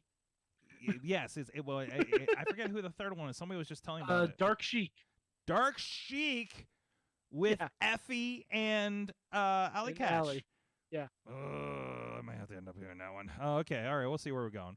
Is that where? And Davey Richards versus TJP versus Tom Lawler versus TBA. Yes. I don't know who TBA is, but he sounds great. That's a joke. Yeah. Who knows? It could be Moxley. So who the fuck knows? I will be a part of, and I need to throw the graphic up here. Circle 6. I'll get to that. I will be behind production and actually have the gear in my bag over there that will be running the FTR session. That's going to be streaming on Fight. I think that's going to be a part of Fight Plus as well. I'm doing Mitzvah Mania on Sunday, which is going to have Victoria, QT Marshall, and a couple New Japan guys, Chris Masters, who called me a redneck that one time. So we'll be filming that. That will not be live, so keep an eye out. The Second Wrestling out of Chicago is producing that show. And I've only had email correspondence with them, so I'm looking forward to meeting them. So it'll be weird. Yo, sorry, Bloodsport has Josh Barnett versus Timothy Thatcher. And hello, I think I'm getting. Jesus. I am going to sleep to the sweet sounds of Fight Plus this weekend, apparently. And Marina Shafir versus Killer Kelly. And listen, awesome. I am very clear. I am not the biggest of GCW fans. But some of the collective stuff's pretty fucking baller, so I'll just go with that. And United Empire versus Time Machine.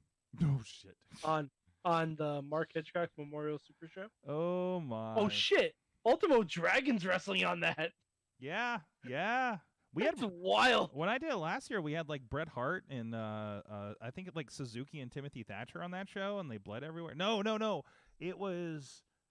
Was it Suzuki? Who was the one? Loney Orkin was on the show and bled everywhere. I think he was taking on Suzuki. Yeah. Wow. Yeah. Jesus.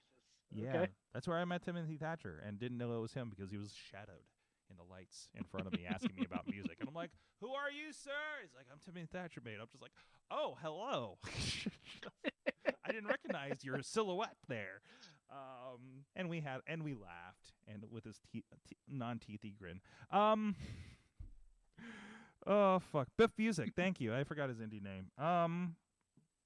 Oh, I need to pull up this card because Mike, Circle 6. I got to work with those guys when they did their first IWTV Fight Loop in Detroit and Philly. So I know I'm in for some shit. I am in for Impact something. Impact in New Japan has Moose versus Jeff Cobb. Jeez. Fuck. Okay.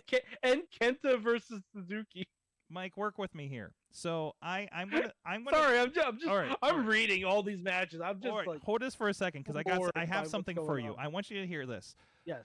So this is going to be free on YouTube. Circle 6 is doing their lineup. I'm going to be there. I believe I'm going to be there Thursday afternoon, and I'm going to be there most of the day Friday with these guys. So here's what we have: Queer Punk Outlaws at 2, Lindsay Snow's Kaiju Cannabis Cup, and I think I'm going to be checking out in the middle of Vinny Massaro's Pro Wrestling Combine. Mike, do you remember who Vinny Massaro is? Oh yeah. I saw his event pop up on here. Yeah, Vinny Massaro, our beloved pizza boy from Lucha Underground. Mm-hmm. And so these are the matches I'm missing, or the shows I'm missing, and these are like hour blocks. It's interesting how they're doing this. Mama Koger's Delicate Flowers. Apparently, Mama Koger of Atticus and Otis, is booking the show, and the pictures, the match pictures of them are like them as children. So, and I don't know how familiar you are with Atticus and Otis there, Mike, but they're interesting. Our friend Gregor Iron is having a podcast at 7, and I did confirm that I will have a pass, Mike, to be able to come back and witness Minoru Suzuki's karaoke jam at 11 p.m. Pacific. Yes, Sorg. So I'm thinking, my God. do I get sleep and save money on an Uber, or do I go back to Hollywood? And of course, I got the hotel in the wrong part of town. Before I got this booking. Friday is Jake Chris Firestarters, Zachary Wentz's Treehouses of Dreams. There's something called AJ Gray's Power Hour, No Peace Underground, who typically AJ Gray's Power Hour has Jacob Fatu versus Big Damo. Oh, thank you. I've been having trouble finding matches for these things. Oh, I'll send you this link. Sorg. Okay. I'll send you this link. Oh, is this is this that giant link that I put in there? It's from Voices of Wrestling. Oh, I think I had a Figure 4 one. I put it in. Okay. I just put it in the Mayhem show. We have No Peace Underground, which last night I did a co-promoted. The first deathmatch show I did was a No Peace Underground co-promotion in Detroit. So I know what to expect there. Thankfully, I'm behind production on that. Clockwork Orange, House of Doom, SVN. I don't know what that is. Knucklehead Year 1. I think I'm only there until 6:30, so I don't think I'm doing that. And I believe I will be attending at another venue. I will be behind the camera for a good friend P-Samp. Personal request because he needed more Yinzer representation at his show. I will be. I saw his tweet on this. That's amazing.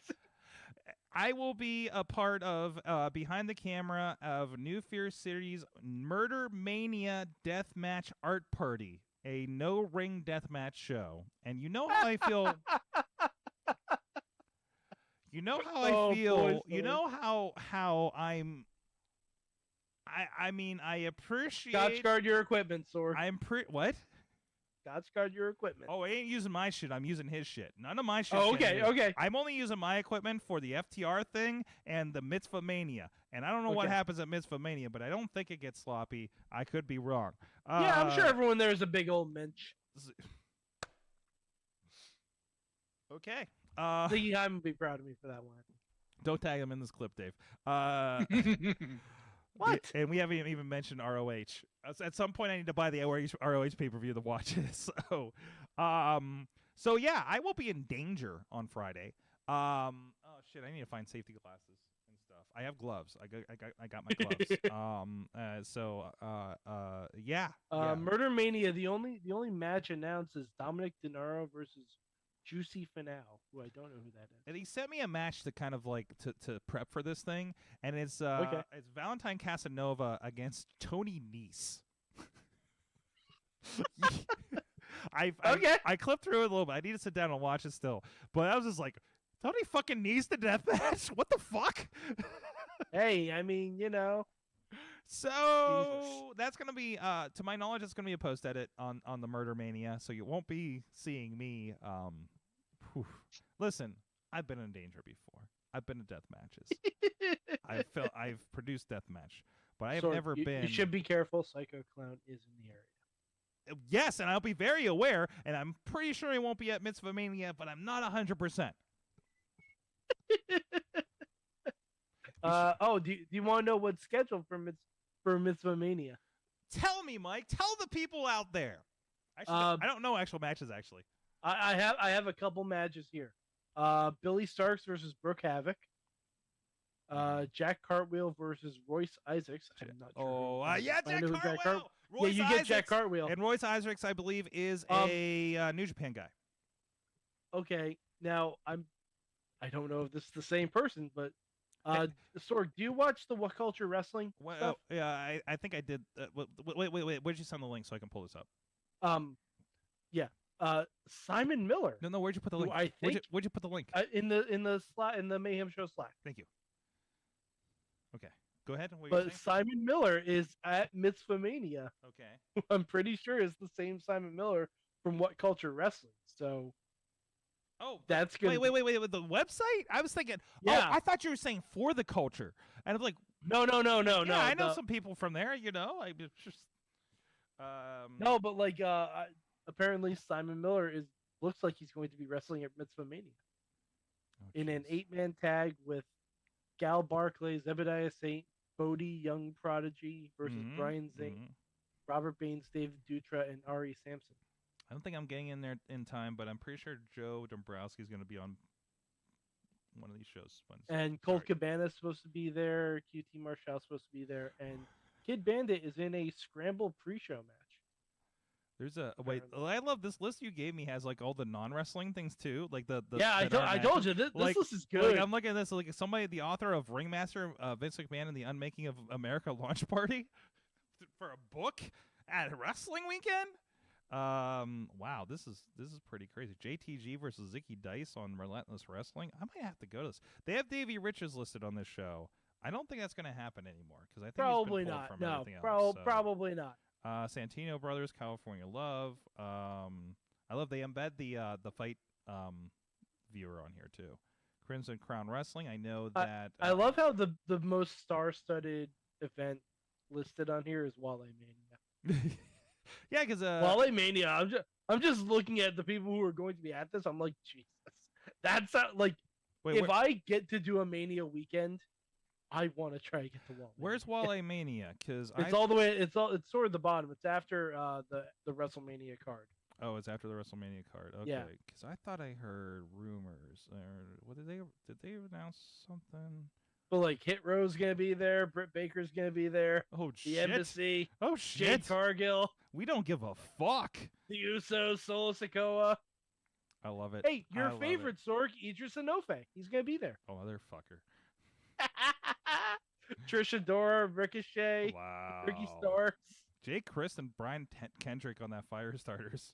Tyler Bateman and Adam Brooks. Sonico versus Mr. Iguana. He thinks he's an iguana. It's fantastic. He has a little iguana puppet as well. We've seen him at a Warrior. Jeez, this is.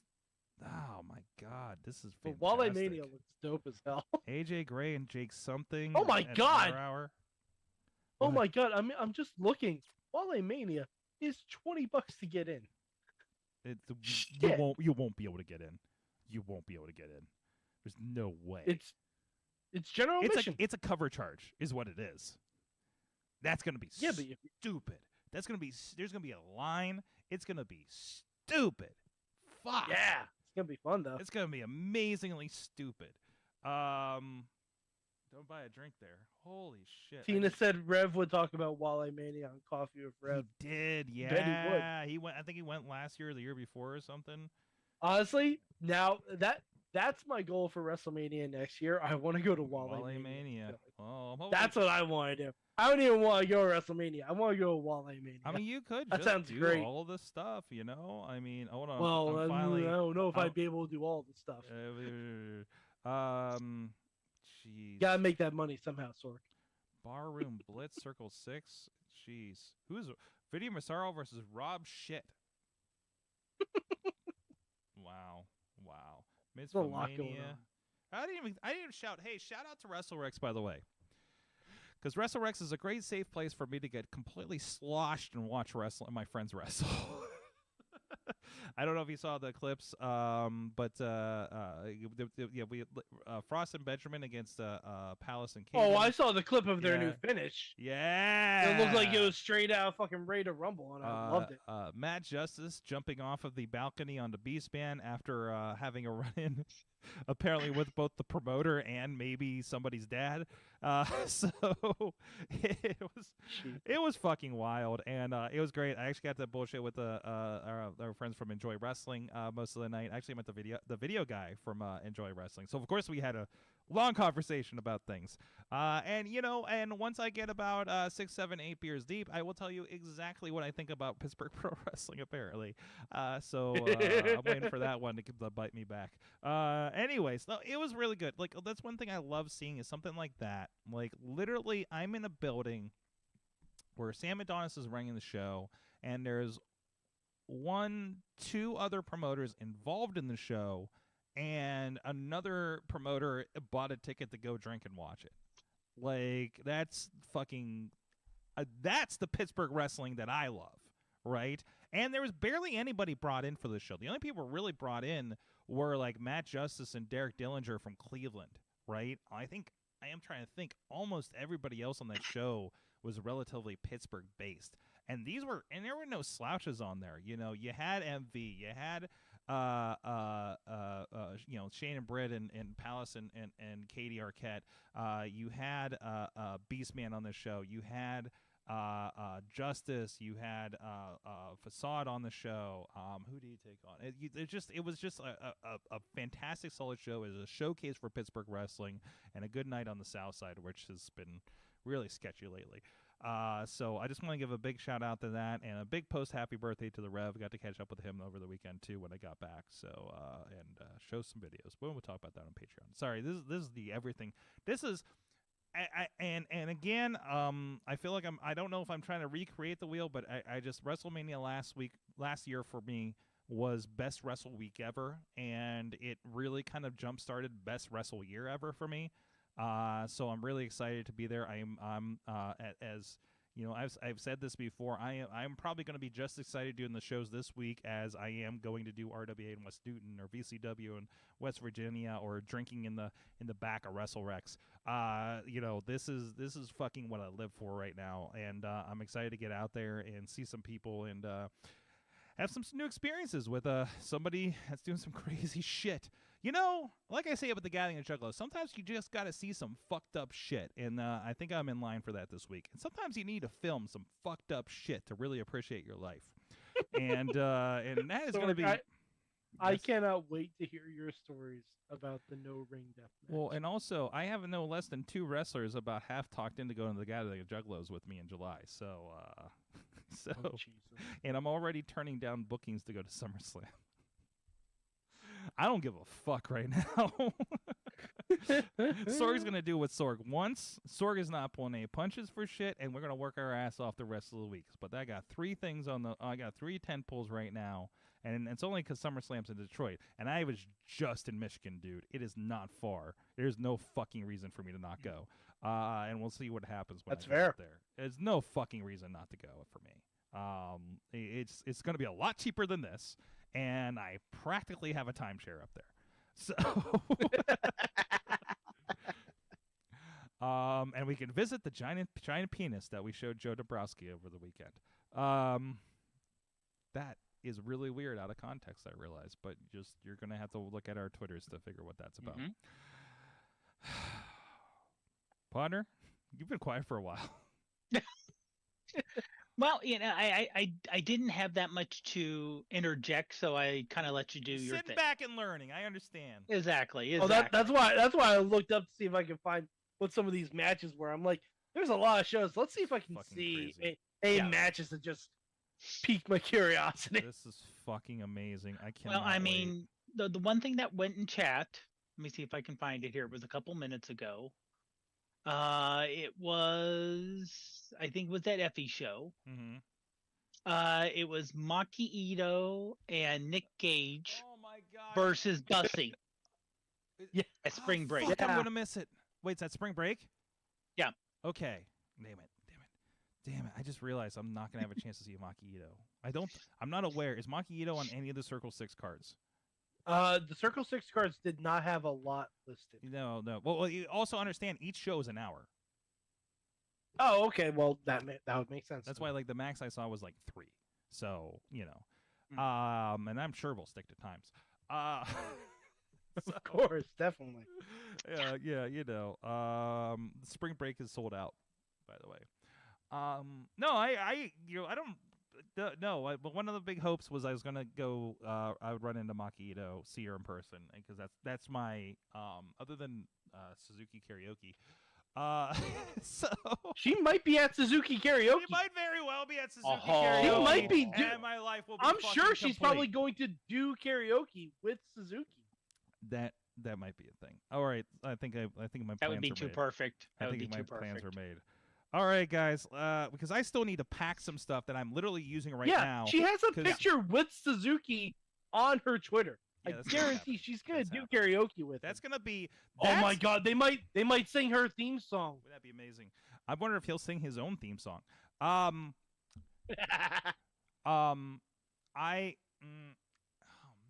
because Maki Ito is also going to be at TGPW USA.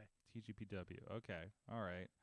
I gotta figure something out here. Because I got equipment. Oh man, I don't know if I'm making it to Suzuki's. I gotta figure it out. I'll figure it the fuck out.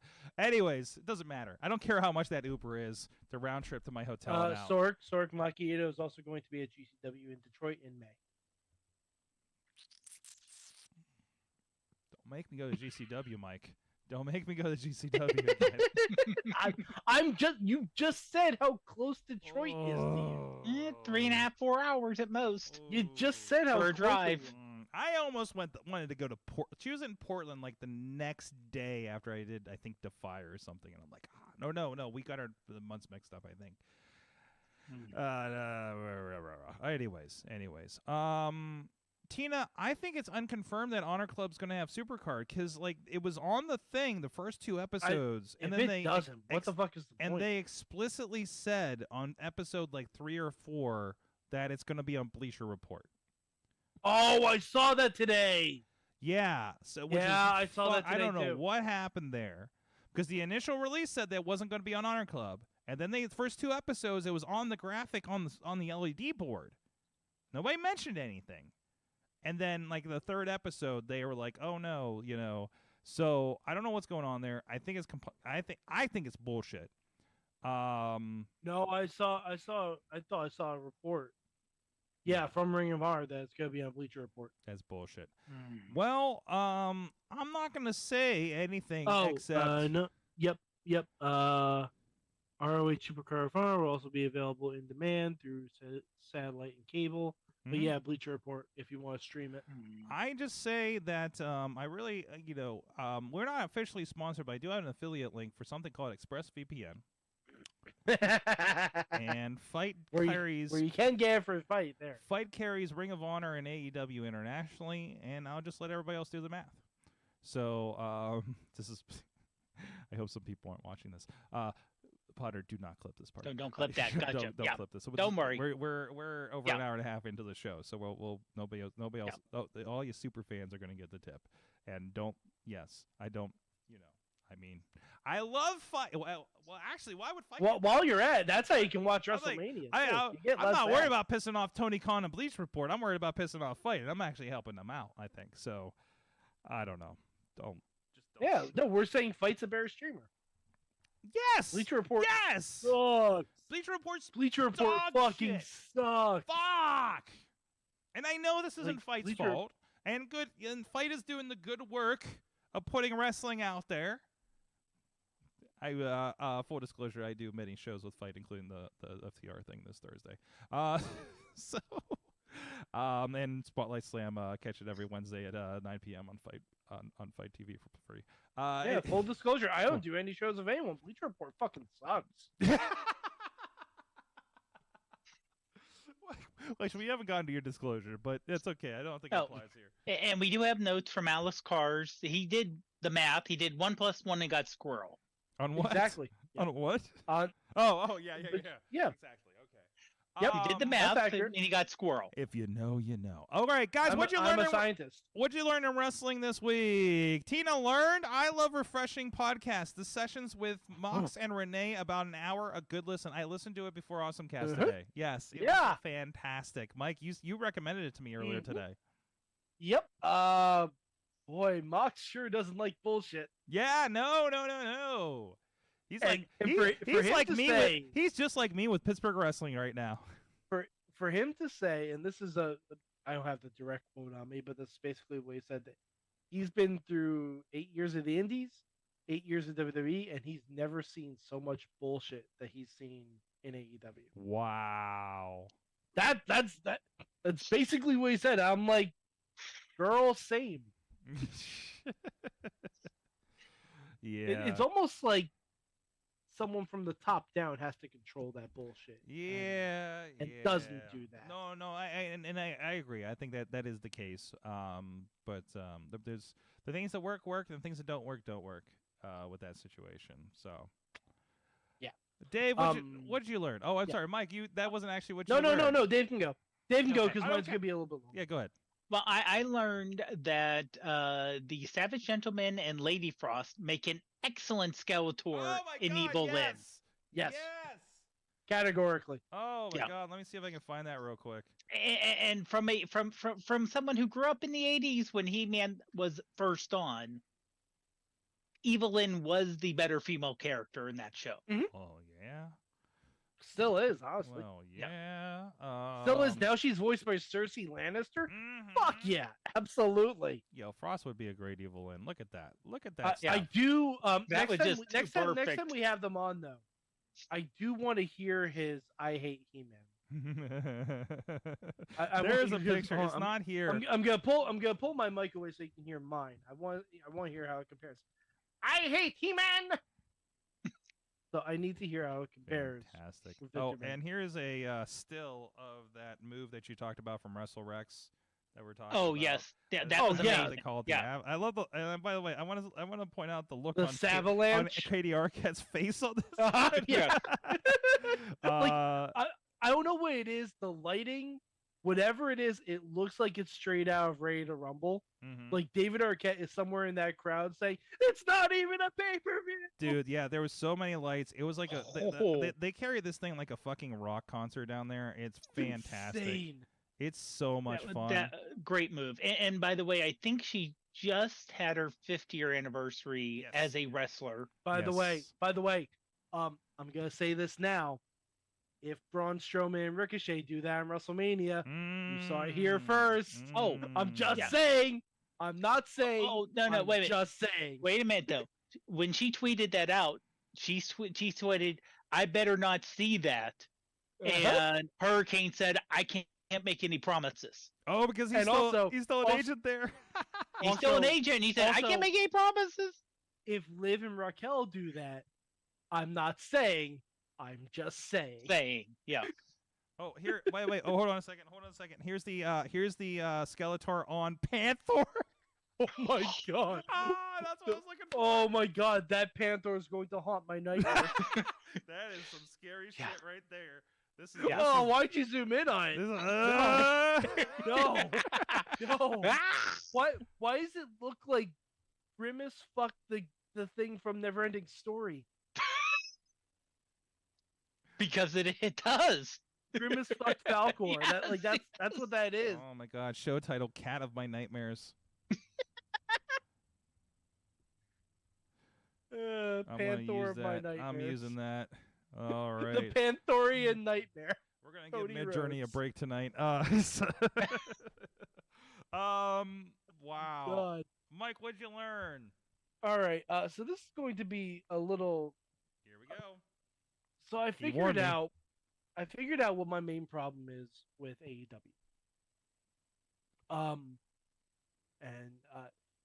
Every week I see full card listings for Dynamite and for Rampage. And when that started, it was really cool because WWE wasn't listing anything. Mm-hmm. Like WWE wouldn't like maybe they tell us one match that was happening on the show. But now I look at it and I watch their shows every week, and it just feels like a check. It feels like nothing is organic on the show. Because it like there's never a surprise match, or there's never a surprise segment. Okay. They're like exactly what's going to be on every single show. It's like if you got a chapter synopsis of a book before you read it. And that part of it, it just feels so like it doesn't flow.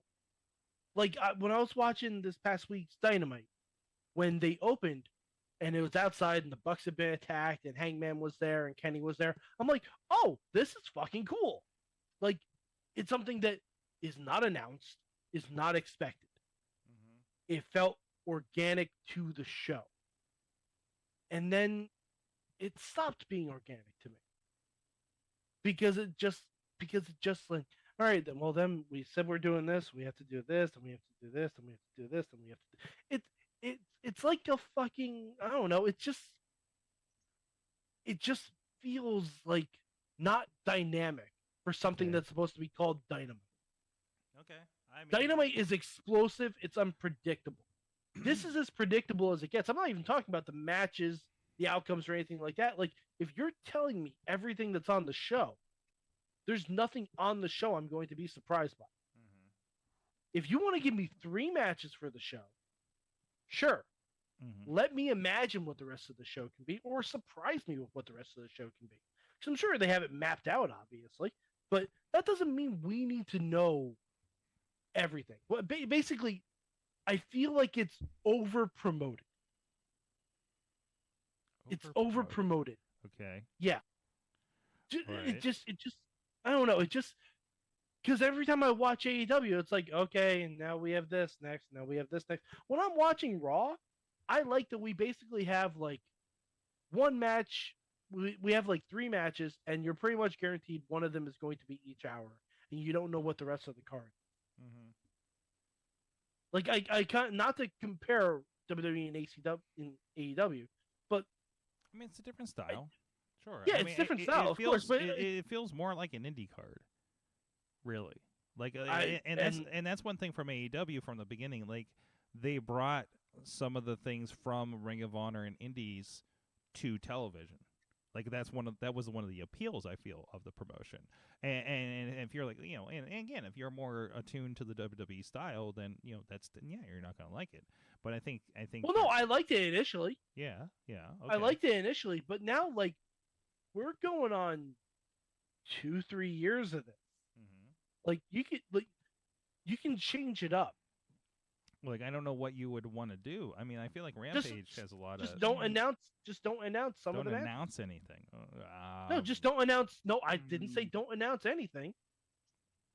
Don't announce some of the matches. Would you rather have Matt Hardy will be action and a Blackpool Combat Club and trios? No, I want it to feel organic. I want it to feel like we don't know what's going to happen. Like, I want it to feel like it's a live show, because if you tell me everything that's there, it's gonna feel taped.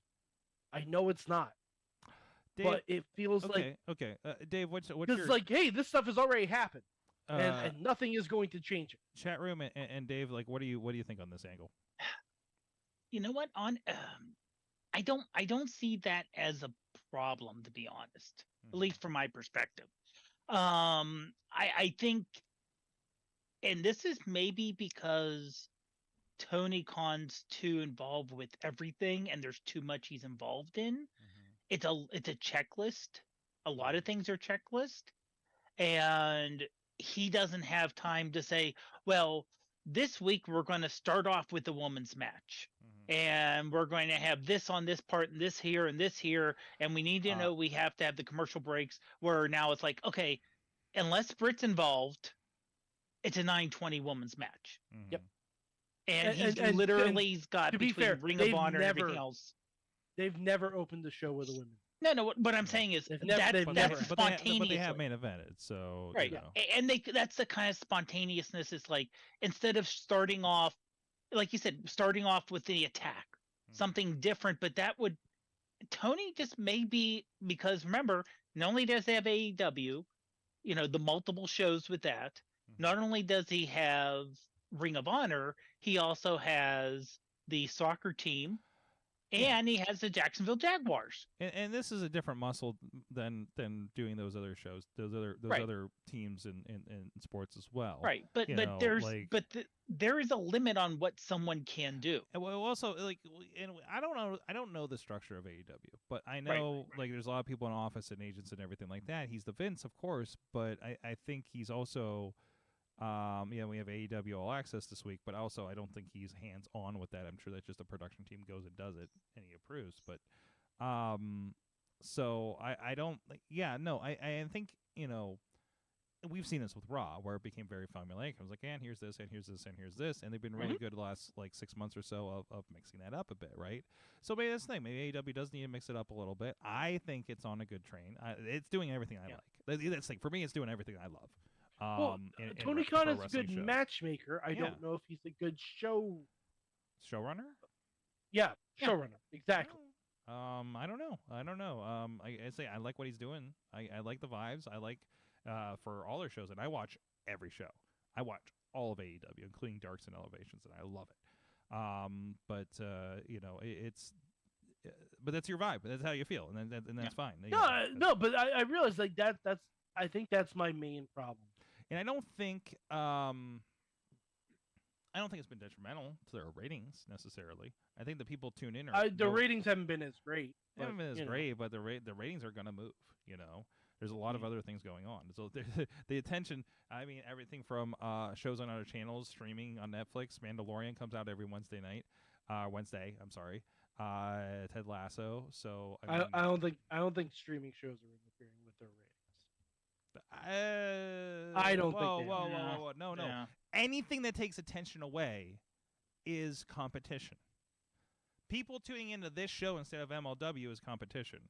Small competition, but it's one more thing that's taking eyeballs away from MLW. Because you'd rather listen to me and Mad Mike than the subtle voice of Joe Dombrowski on television before Cops. Right? No, Cops is a lead-in. That's right. But now the only thing is, I hate to say, we're not the audience that should really care about that. No. The audience that cares is Warner Brothers. Yes. Because their contract's coming up soon. Yes, and by all points, it sounds like WMS created MLW. Thank you. We should get a T-shirt. And send it to Joe. I just said to the T-shirt guy and send it to Joe. Yes. That'll happen if he gets fired. I do not want. I'm sorry putting that in the world, but no. Anyways, no, I'm with that. No, but by all points, it would appear that they're in a really good spot with TBS TNT, and there's been no. But it's Warner Bros., so who knows?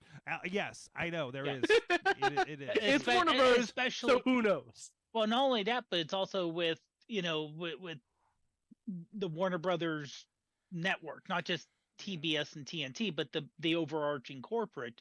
After what they did to HBO Max and all their streaming stuff. Yeah. I mean, it's an unfortunate thing. Like this is, and I said this when this merger happened. The thing that's going to potentially hurt AEW is literally the guy at the top looks at wrestling and says, no, didn't.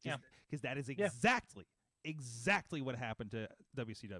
Yeah, and Bischoff said as much. It's like when you don't own, like your company, essentially, like you don't own the way to get your company out there. You're at the mercy of someone else. No, but in this case, he owns the company. He owns the company, so. But he doesn't own a way to get it out. Well, unless you count Honor Club. I'm sorry, no. You can't tell me that somebody else won't take AEW, even if it goes to a Reels, even if it goes to an Access. AEW will find a home. Okay, it won't be as good a home as TNT. Yeah, but then we're talking Impact. Yeah. But money. My point is, it doesn't stop, right? Oh no, there's no it won't stop. When you have this company's gotten to here, and then they lose the TV contracts, which is a big thing, but they still have international to fulfill. that they have contracts for. So the show will alter for sure, but the show doesn't die in the moment. No, because of somebody course said not. so. But That doesn't that's not to say there won't be rough seas for AEW and maybe they'll lose a contract and have to go somewhere else. But they have such a tight relationship with the Warner Brothers, whatever it is these days, and have performed. And what did I do? Sorry, I just had a moment. No, I like I said, I don't ends think up they're in on bad Bleacher shape. Report streaming. Yeah, I mean, they're I don't think they're in bad shape. I think they're going to be kept. The question is though. No, I never said how anything much- about them being yeah, in bad shape or anything. but I just, it's an observation. how much is Tony Khan assuming that the contract will be so much bigger so he can figure out? And of course, this is nothing none of us know. And No, we don't. We're not in the business of the business. Right. But the business of the business does impact what we see. Oh, one other. That's the only. That's the only from that unfortunate. Moxley interview. That Moxley was AEW champion without a contract. Yep. Yeah. Now, again, sounds like Impact to me. But Moxley said he could have shown up on SummerSlam with the AWL. Yeah, AEW World Title. He was in town. Yeah. This is me. If I'm Tony Khan, I'm making sure MJF has that fucking belt away from him by the end of the year. I'm not saying. I'm just saying.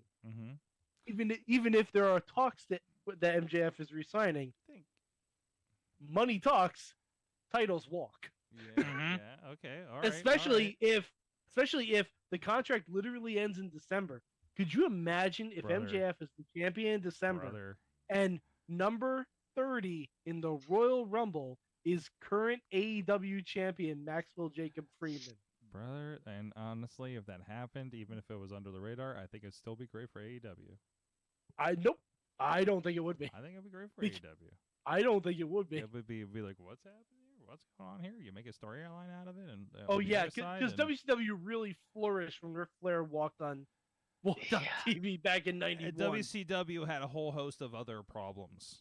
So does AEW, according to Jon Moxley. Well, I don't think it has the same problems, but still, I think it's a personalities problem and not the same. I mean, there is a difference. There's a difference. Okay. I think there's much. You don't know what you don't know. Okay. Sure. You don't know. You don't know. I agree. So, but I mean, Moxley did say basically in that interview. I mean, I saw only snips. I only saw like little highlights of it. But didn't he say basically he was AEW till he retired? Yeah. So I mean, this is a company guy who's saying, yeah, I love my company. I want to be with them. I'm going to retire here. And the way he said, I got some major issues. The way he said that, I don't know. I don't know if the reality is what he said, because he said that, and he said about extending his contract for the time he missed for when he was in rehab.